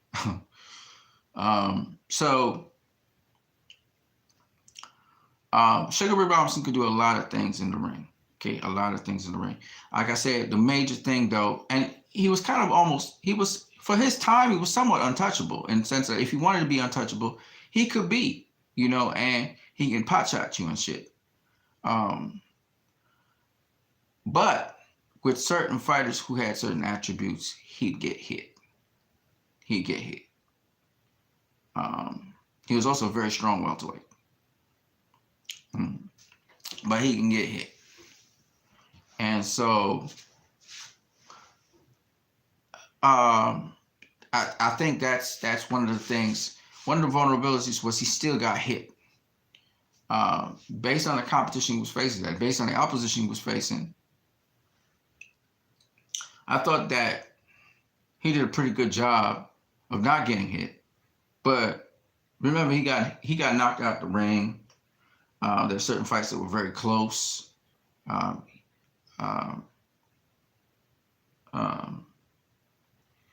can't remember the guy's name. I'm trying to remember the guy's name.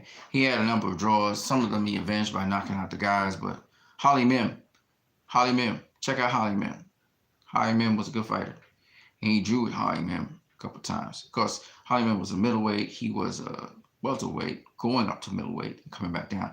And that's interesting because Sugar Ray Robinson, did what smaller fighters like Pernell Whitaker and Floyd and Pacquiao do to this day, but they do it in sparring. So where Sugar Ray Robinson tested his skills and strength in actual fights where you don't have headgear, you don't have protective stuff, Mayweather and Pacquiao and Whitaker and Leonard and Muhammad Ali.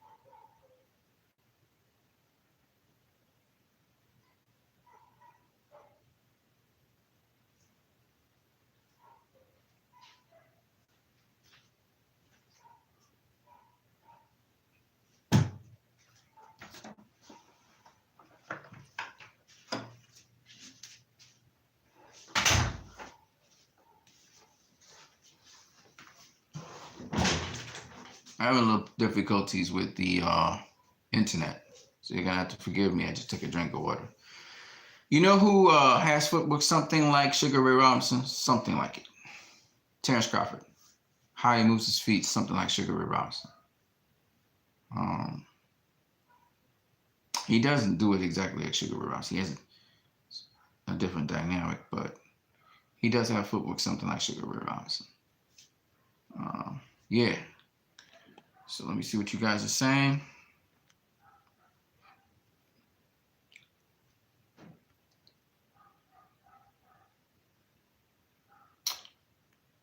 All right, so you guys kind of finished talking, but you guys can keep on commenting. Let me tell you a couple other things about Sugar Ray Robinson before I move on. So another beautiful thing about Sugar Ray Robinson, which a lot of people miss, is he could vary his offense. So he could fight you. He don't have a problem out fighting you. See Terrence Crawford do some of the same things too. But he's still systematic in how he's fighting you. Okay? But he would fight you. All right? But if he has to, sometimes guys chasing him down the ring and he gets pushed into the ropes.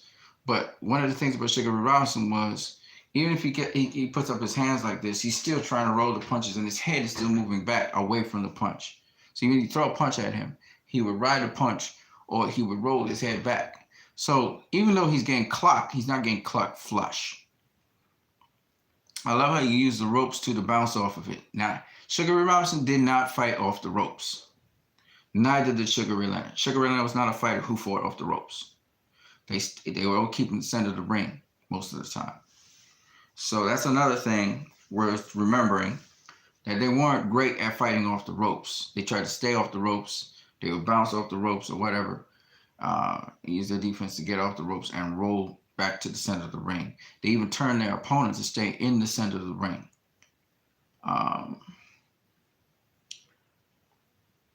That is not the case with Pernell Whitaker. That's not the case with Floyd. Roy also was a fighter like Robinson, like Leonard, who was not comfortable. You know, as a kid who's comfortable fighting off the ropes? Shakur Stevenson, Canelo Alvarez, Floyd Mayweather,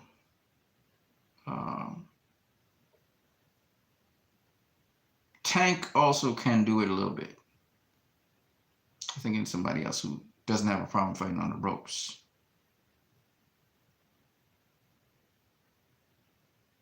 Can't think of anybody else. In fact, Sugar Ray Leonard was an improved Sugar Ray Robinson in that Sugar Ray Leonard could also roll punches either way. But Sugar Ray Leonard would even fight off the ropes. What I mean by that is, he's not comfortable on the ropes, so he would throw combinations. I remember when Hagler was starting to close in on him and started to tee off on him into the body on the ropes, Leonard would throw those left-right combinations like big flurries, you know, to kind of knock Hagler's head around, keep him a little bit confused, and get off the ropes. He'd outfight him. So, you know, they weren't great at fighting off the ropes. But Sugar Ray Robinson had some nice moves where he would use the ropes, kind of sort of ride the rope to be able to come off of it, to be able to pivot out and away from the fighter and off the ropes. Manny Pacquiao also is not very good at fighting off the ropes. He also uses the weight of the ropes. Manny Pacquiao is kind of a good example of the old school boxers, actually. He does a lot of things that the old school boxers used to do. You know, Shane Mosley is not good at fighting off the ropes either. You know, there are very few fighters who can fight off the ropes. Nicolina Loesch was one of them. Pernell Whitaker loved fighting off the ropes. Mayweather sets traps and fights you off the ropes. James Toney had fun fighting off the ropes. You know, that's a skill in itself, fighting off the ropes. Muhammad Ali was good at it too. Muhammad Ali was great at it, actually. Making you miss and just be hitting the air on the ropes. He was like the Matrix. He was kind of like Pernell Whitaker. He loved to slip and, you know, get out of the way of punches instead of catching them or blocking them. You know, he would block them with his body. So, thinking of another fighter who made it exciting, like a James Toney. James Toney was a guy that would make you miss a lot. He'd stand right in front of you and make you miss. James Toney was a fighter like that. He would not necessarily block punches, but he would make you miss. And he's standing right in front of you. So, you know, Leonard patterned a lot of his stuff that he did off the Sugar Ray Robinson and Muhammad Ali.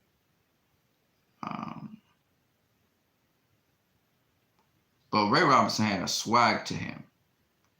You know, he had swag in that ring. You know, Leonard had excitement.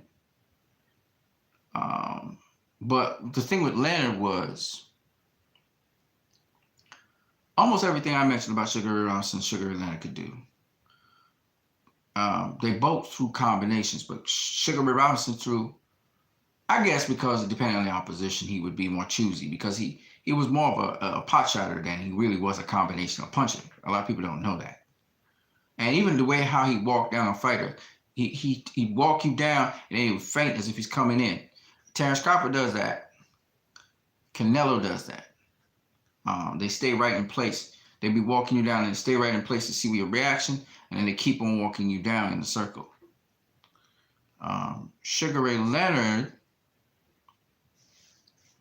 fought a little bit differently to Sugar Ray Robinson once he was on the offensive. Leonard was a guy, because he was athletic, because he was quick, he'd be boxing you in a circle, and he's really watching your reactions to different things and learning you. And then if he has to use a leaping left hook, because Sugar Ray Robinson was the king of hooks, okay? He hit you a triple left hook like it's nothing. He hit you a triple left hook. He hit you a left hook to the body, 2 to the head, 2 to the body, 2 to the head, 2 to the head, 2 to the body, 1 to the head. You know, 1 to the head, 1 to the body, 1 back, 1 to the head. Right? He was the hook master. Threw hooks. He threw right hooks. He threw left hooks. When he's crashing you, it's trouble. He's hooking you like crazy. But he was also a strategist. Okay. So that, but everything came off the jab. Everything came off the jab. All right. Even though he would hit you with leaping left hooks, like the other guys, he bomb rush the guy when he thinks the guy's out of position and throws hooks. I say bomb rush. It just, he explosively comes at you. Kind of like what Canelo does. Like what he did with Sergio Cola. How explosively just exploded on him. Okay. Even Canelo, when he feinted Amir Khan, came with the overhand right, that's a Sugar Ray Robinson kind of move, you know. So Sugar Ray Robinson was a fantastic fighter, man. Was a fantastic fighter. And yet, I don't think he beat Sugar Ray Leonard. And here's why. Like I said before, Sugar Ray Leonard was athletic and explosive. Sugar Ray Robinson was athletic and explosive, but Sugar Ray Leonard could, Sugar Ray Robinson can go at any pace, but Sugar Ray Leonard, what he brought to the game that I think Sugar Ray Robinson didn't bring to the game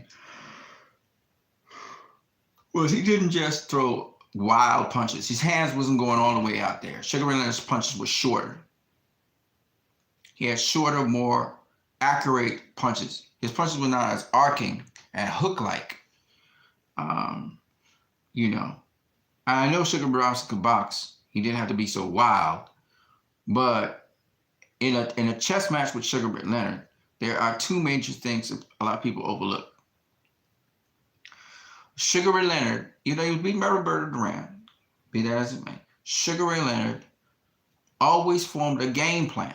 Sugar Ray Robinson was like in shape for 11 months of the year, okay? It's just what it is. The man was almost always in shape. Sugar Ray Robinson did not drink alcohol, okay? You offer him alcohol, he's going to tell you, I don't drink that, okay? He lived a boxer's life. Like Mayweather, I'm not too sure about Leonard. Okay, Leonard probably had his drinks outside the season, but Robinson never drank. So Floyd followed, Roger Mayweather made Floyd followed Robinson to a T. Floyd studied Robinson. So a lot of things that Floyd is doing today is the exact same thing Sugar Ray Robinson did back then in terms of health and well-being and that kind of thing. Sugar Ray Robinson used to beat his wives, was considered a wife beater. Sugar Ray Robinson was a guy that they thought was poetic, and every movement was like a painting a perfect picture. That's what Floyd Mayweather says about himself. Sugar Ray Robinson was pound for pound #1 in the world. Floyd Mayweather was pound for pound #1 in the world. Sugar Ray Robinson was a guy that could face you with different styles and make adaptations to it. Floyd Mayweather's a style that can adapt to. The only difference is Floyd Mayweather don't get the knockouts that Sugar Ray Robinson, as many knockouts as Sugar Ray Robinson had, even though they have identical percentages in knockout ratio. So you can see Mayweather just basically following Sugar Ray Robinson's steps. All right. But anyway, back to what I was saying. So Sugar Ray Leonard, on the other hand, this is why Sugar Ray Leonard would beat Sugar Ray Robinson. Both of them had a similar stance. Okay? But Ray Leonard actually was a fighter who faced more fighters who actually had really good boxing. He faced Thomas Hearns, who's a very good boxer. He faced Wilfredo Benitez, who's a very good boxer. Marvin Hagler was a very good boxer, yes, but it was too slow for Sugar Ray Leonard. Okay, it was just way too fucking slow.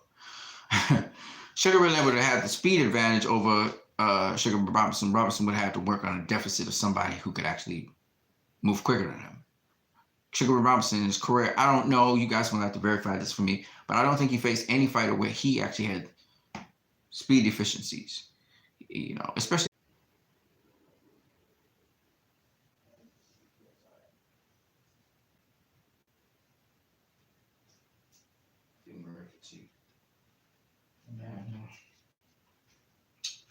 It is what it is. Oh, careful. Okay. Yeah, peoples. Every now and then we get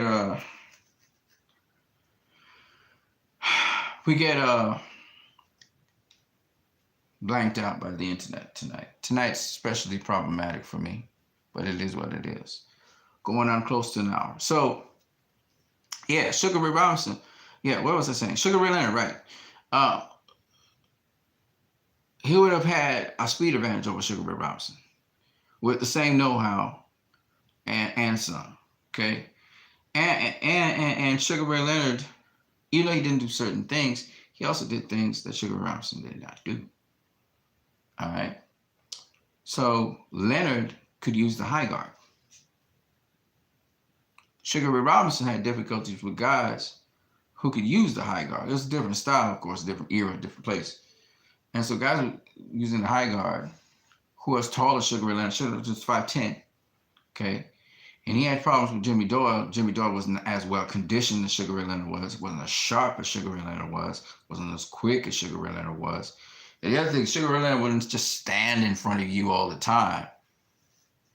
If he had to do wide pivots, you know, we've seen him do different styles against Roberto Duran, you know, Thomas Hearns. I mean, this guy fought Thomas Hearns, went at 168 and almost got dropped twice, you know. So I'm just saying that Sugar Ray Robinson was a great fighter. Obviously, Sugar Ray Robinson would have given Sugar Ray Leonard tips on how to fight and stuff like that.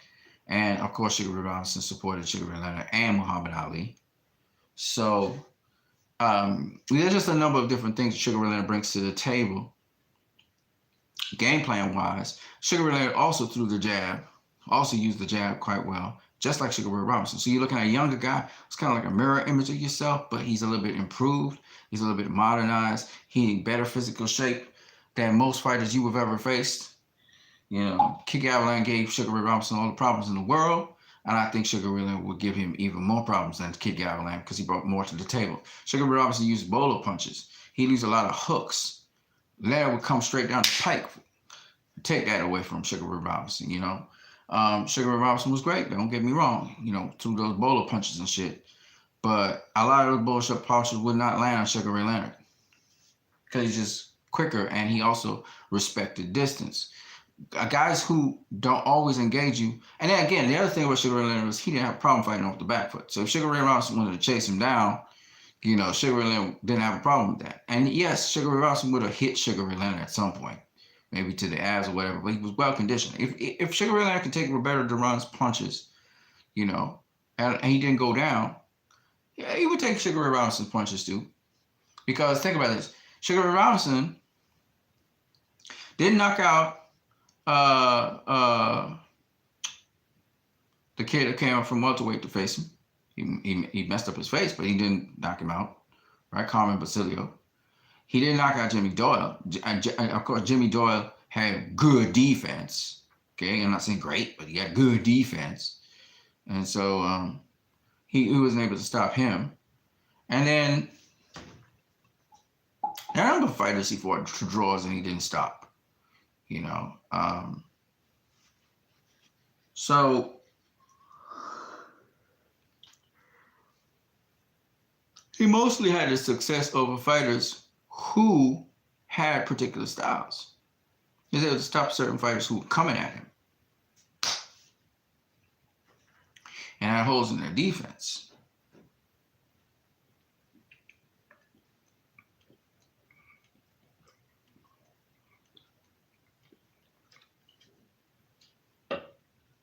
And Sugar Ray Leonard could get hit as well, just as much as Sugar Ray Robinson, but he could also make himself elusive, so it was difficult to hit. Both guys would be coming at each other. Both guys will try to go for the kill. It will make for an exciting fight. But I think that Sugar Ray Leonard proved to us by succeeding at beating Donnie Lalonde and then fighting in campaign at 168, even though it was a 154 pounder. He showed that he had what it took to beat bigger guys with harder punches. You know, he might be dropped. So I think he would take Sugar Ray Robinson's punch fairly okay, you know. The other thing is, Sugar Ray Robinson, like I said before, was actually, you know, in today's terms, a welterweight. He would still be a middleweight back in the day. But Leonard, even though he was a 154 pounder naturally, I think it would be a tough test for him, but I think he would pass beating Sugar Ray Robinson, even though he would be the naturally smaller guy coming up in weight. But to be fair, they both would be fighting at middleweight. So even if Leonard comes in 154, 155, Sugar Ray Robinson is 160, Leonard had the quickness on him. Okay? They both throw combinations, so I think Leonard's combinations are much more varied than Sugar Ray Robinson's throughout his career, because I think that he faced more boxer type, puncher type fighters. Sugar Ray Robinson fought more swarmers. He was very successful against guys like Bobo Olson, Rocky Graciano, Rocky Castellini, Jake LaMotta, a certain style of fighter he built his reputation over and was able to stop most of the time. Even though he faced that kid from England, I still think he was stronger than the kid anyway. Kid had some good, decent boxing skills, but I thought that he was stronger than him. Kid Gavilan gave him some problems as well. Kid Gavilan, I think, faced him twice. Kid Gavilan was much more of a slicker fighter, even though he wasn't super slick, but he was much more of a slicker fighter and did a lot of things that Sugar Robinson did, like the bowler punching and stuff. Because the Cuban school of boxing does all of that, the bowler punching, check hooks, and all that stuff that goes along with it.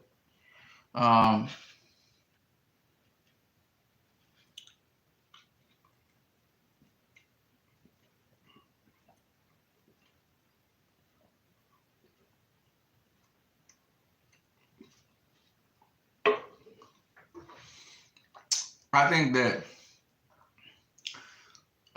therefore Sugar Ray Leonard would not be stopped by Sugar Ray Robinson. Sugar Ray Leonard got stopped later on in his career when he was in his 40s. His last fight with Hector Camacho is when he got stopped. Throughout his entire career, he had never been stopped. He had been dropped, but he hadn't been stopped. Sugar Ray Robinson, when he went up to 175 to face Joey Maxim, Joey Maxim was able to land those little sneaky little body shots in the clinches against Sugar Ray Robinson. He was taking some punches from Sugar Ray Robinson, but he was much bigger, so he could absorb it. He had the size to deal with it.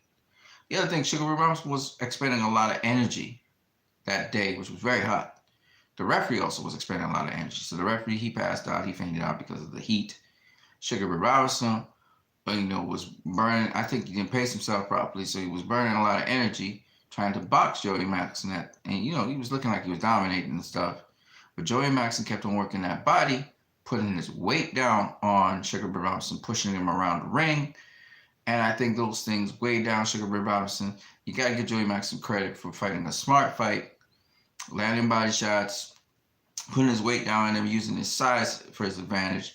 I think that also wore down Sugar Ray Robinson. Yes, the day was very hot, but I think that also contributed to it because Joey Maxim didn't get, obviously, he didn't get stopped. He didn't get nothing, right? So he was taking punishment, but through it all, he wasn't breaking the sweat like Sugar Ray Robinson was. So that's why Joey Maxim was able to get the stoppage. When people really think about it, Sugar Ray Robinson doesn't like to think of it that way, but when you think about it, he did the smartest thing out there. He stopped Sugar Ray Robinson by wearing him down like how Tyson Fury wore down Deontay Wilder. Now, with respect, he was putting it on Sugar Ray Robinson in the what was it, the 11th or 12th or 13th round. He started really putting punches together on Sugar Ray Robinson, hard punches. This is a light heavyweight.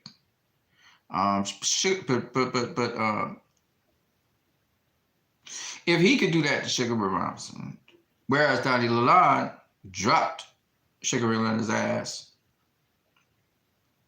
because it was at a catchweight, but Lalonde was unable to get rid of Sugar Ray Leonard. What does that mean? It means that Sugar Ray Leonard was a tough motherfucker. That's what it means. And yeah, Donnie Lalonde wasn't fighting as smart a fight as, say, Joey Maxim. That's true. But at the end of the day, I think that Sugar Ray Leonard, I think, was a tough guy. He just had that will to win, you know. And Sugar Ray Robinson just didn't have that will to win like Sugar Ray Leonard was, and wasn't prepared for not going the distance against Joey Maxim. You'll say, well, how could he know that the night was going to be that hot? Well, it's hot in the gym, right? You got, you know, it's unbearable. It's like a sauna in the gym. So he should have been used to that, you know. But I think Joey Maxim broke him down. That's what I think happened. Sneaky, sneaky, sneaky. Nonetheless, having said that, I think that Sugar Ray Leonard fought at, I think it is 4 weight classes. If you count the catch weight class, I guess it's 5, which is pretty impressive.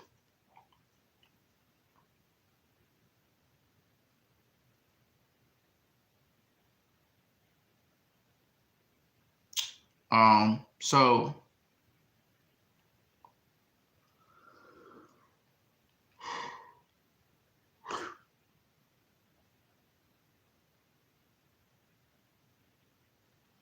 you know, it's pretty impressive what Leonard did, but I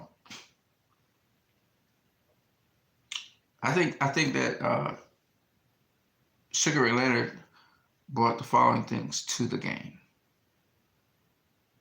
One, he brought the cerebral game.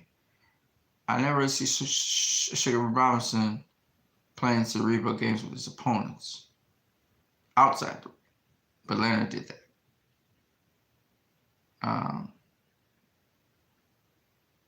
Then you have the fact that Leonard, like I said, fought more boxing types. Doesn't mean Sugar Ray Robinson can handle boxing types, because we saw him against, like I said before, Jimmy Doyle and Kid Gavilan and Fritzy Zivic. These are all boxing types. And then he had some draws and some close decisions against Georgie Abrams. That's the guy I was talking about.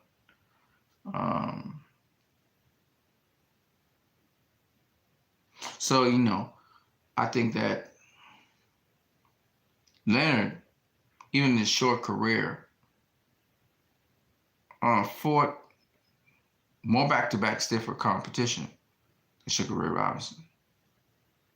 Even though Sugar Ray Robinson had a lot more fights. You know. Because some of that work was sparring work. So, I think in a head-to-head, I think I have Leonard beating Sugar Ray Robinson. All right. So let's talk a little bit about Sugar Ray Leonard. Sugar Ray Leonard did not check hook. But he also worked off the jab. He countered off the jab, which I thought was very interesting. So instead of pull countering you, he would tend to counter with the jab. He'd pull counter with the jab, especially when dueling off. He did pull counter with the right hand as well, even though Duran was more known for that. Sugar Ray Robinson, he did counter with the right hand, but it wasn't necessarily pull counters.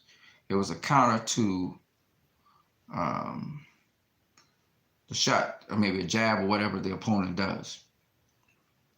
Well, I say it wouldn't be called a pull counter because he didn't pull to counter, right? But it was still a counter.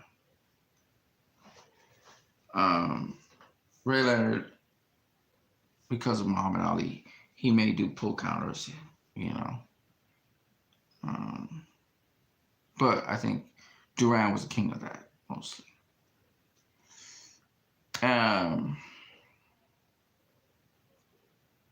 I think both Leonard and Robinson tend to stay within range of their opponent or within striking distance of their opponent. So their opponent could get to them and actually land punches on them, and they would just in the middle of the trade be trading off with the opponent. So Leonard, for instance, wouldn't throw a jab and necessarily pivot out the way of a possible counter. Sugar Ray Robinson, same thing. But Sugar Ray Robinson will still get position on you because he still comes off a certain angle, which even though it looks like you're facing him, it's still off an angle where he can catch you with the right hand or approach you, get within range, and the inside to throw body shots as he loves to throw. Anyways, man, it's almost an hour and 5 minutes into this talk. I'll try and talk a little bit more about Leonard and Sugar Ray Robinson in time, but I'm going to wrap it up right here. You guys have a blessed night. Look out, though, on my post for more breakdowns on Leonard, Sugar Ray Robinson, and Floyd Mayweather, what they do in common or what they don't do in common. But first, I'm going to try and give you some more information on what they did was common to them, and try and summarize the styles of Leonard, Robinson, and Mayweather, right? I didn't need to talk too much more about Mayweather, but it's very revealing what each one of these guys brings to the table. I will talk to you guys more about it, but I'm what you need. If you like this video and you liked what I was talking about, I got an energy drop. That's why I'm kind of talking like this now. If you like what you saw on here, then please like, share, comment, subscribe, and you can donate via Western Union or MoneyGram. What you need. I'll catch you guys later.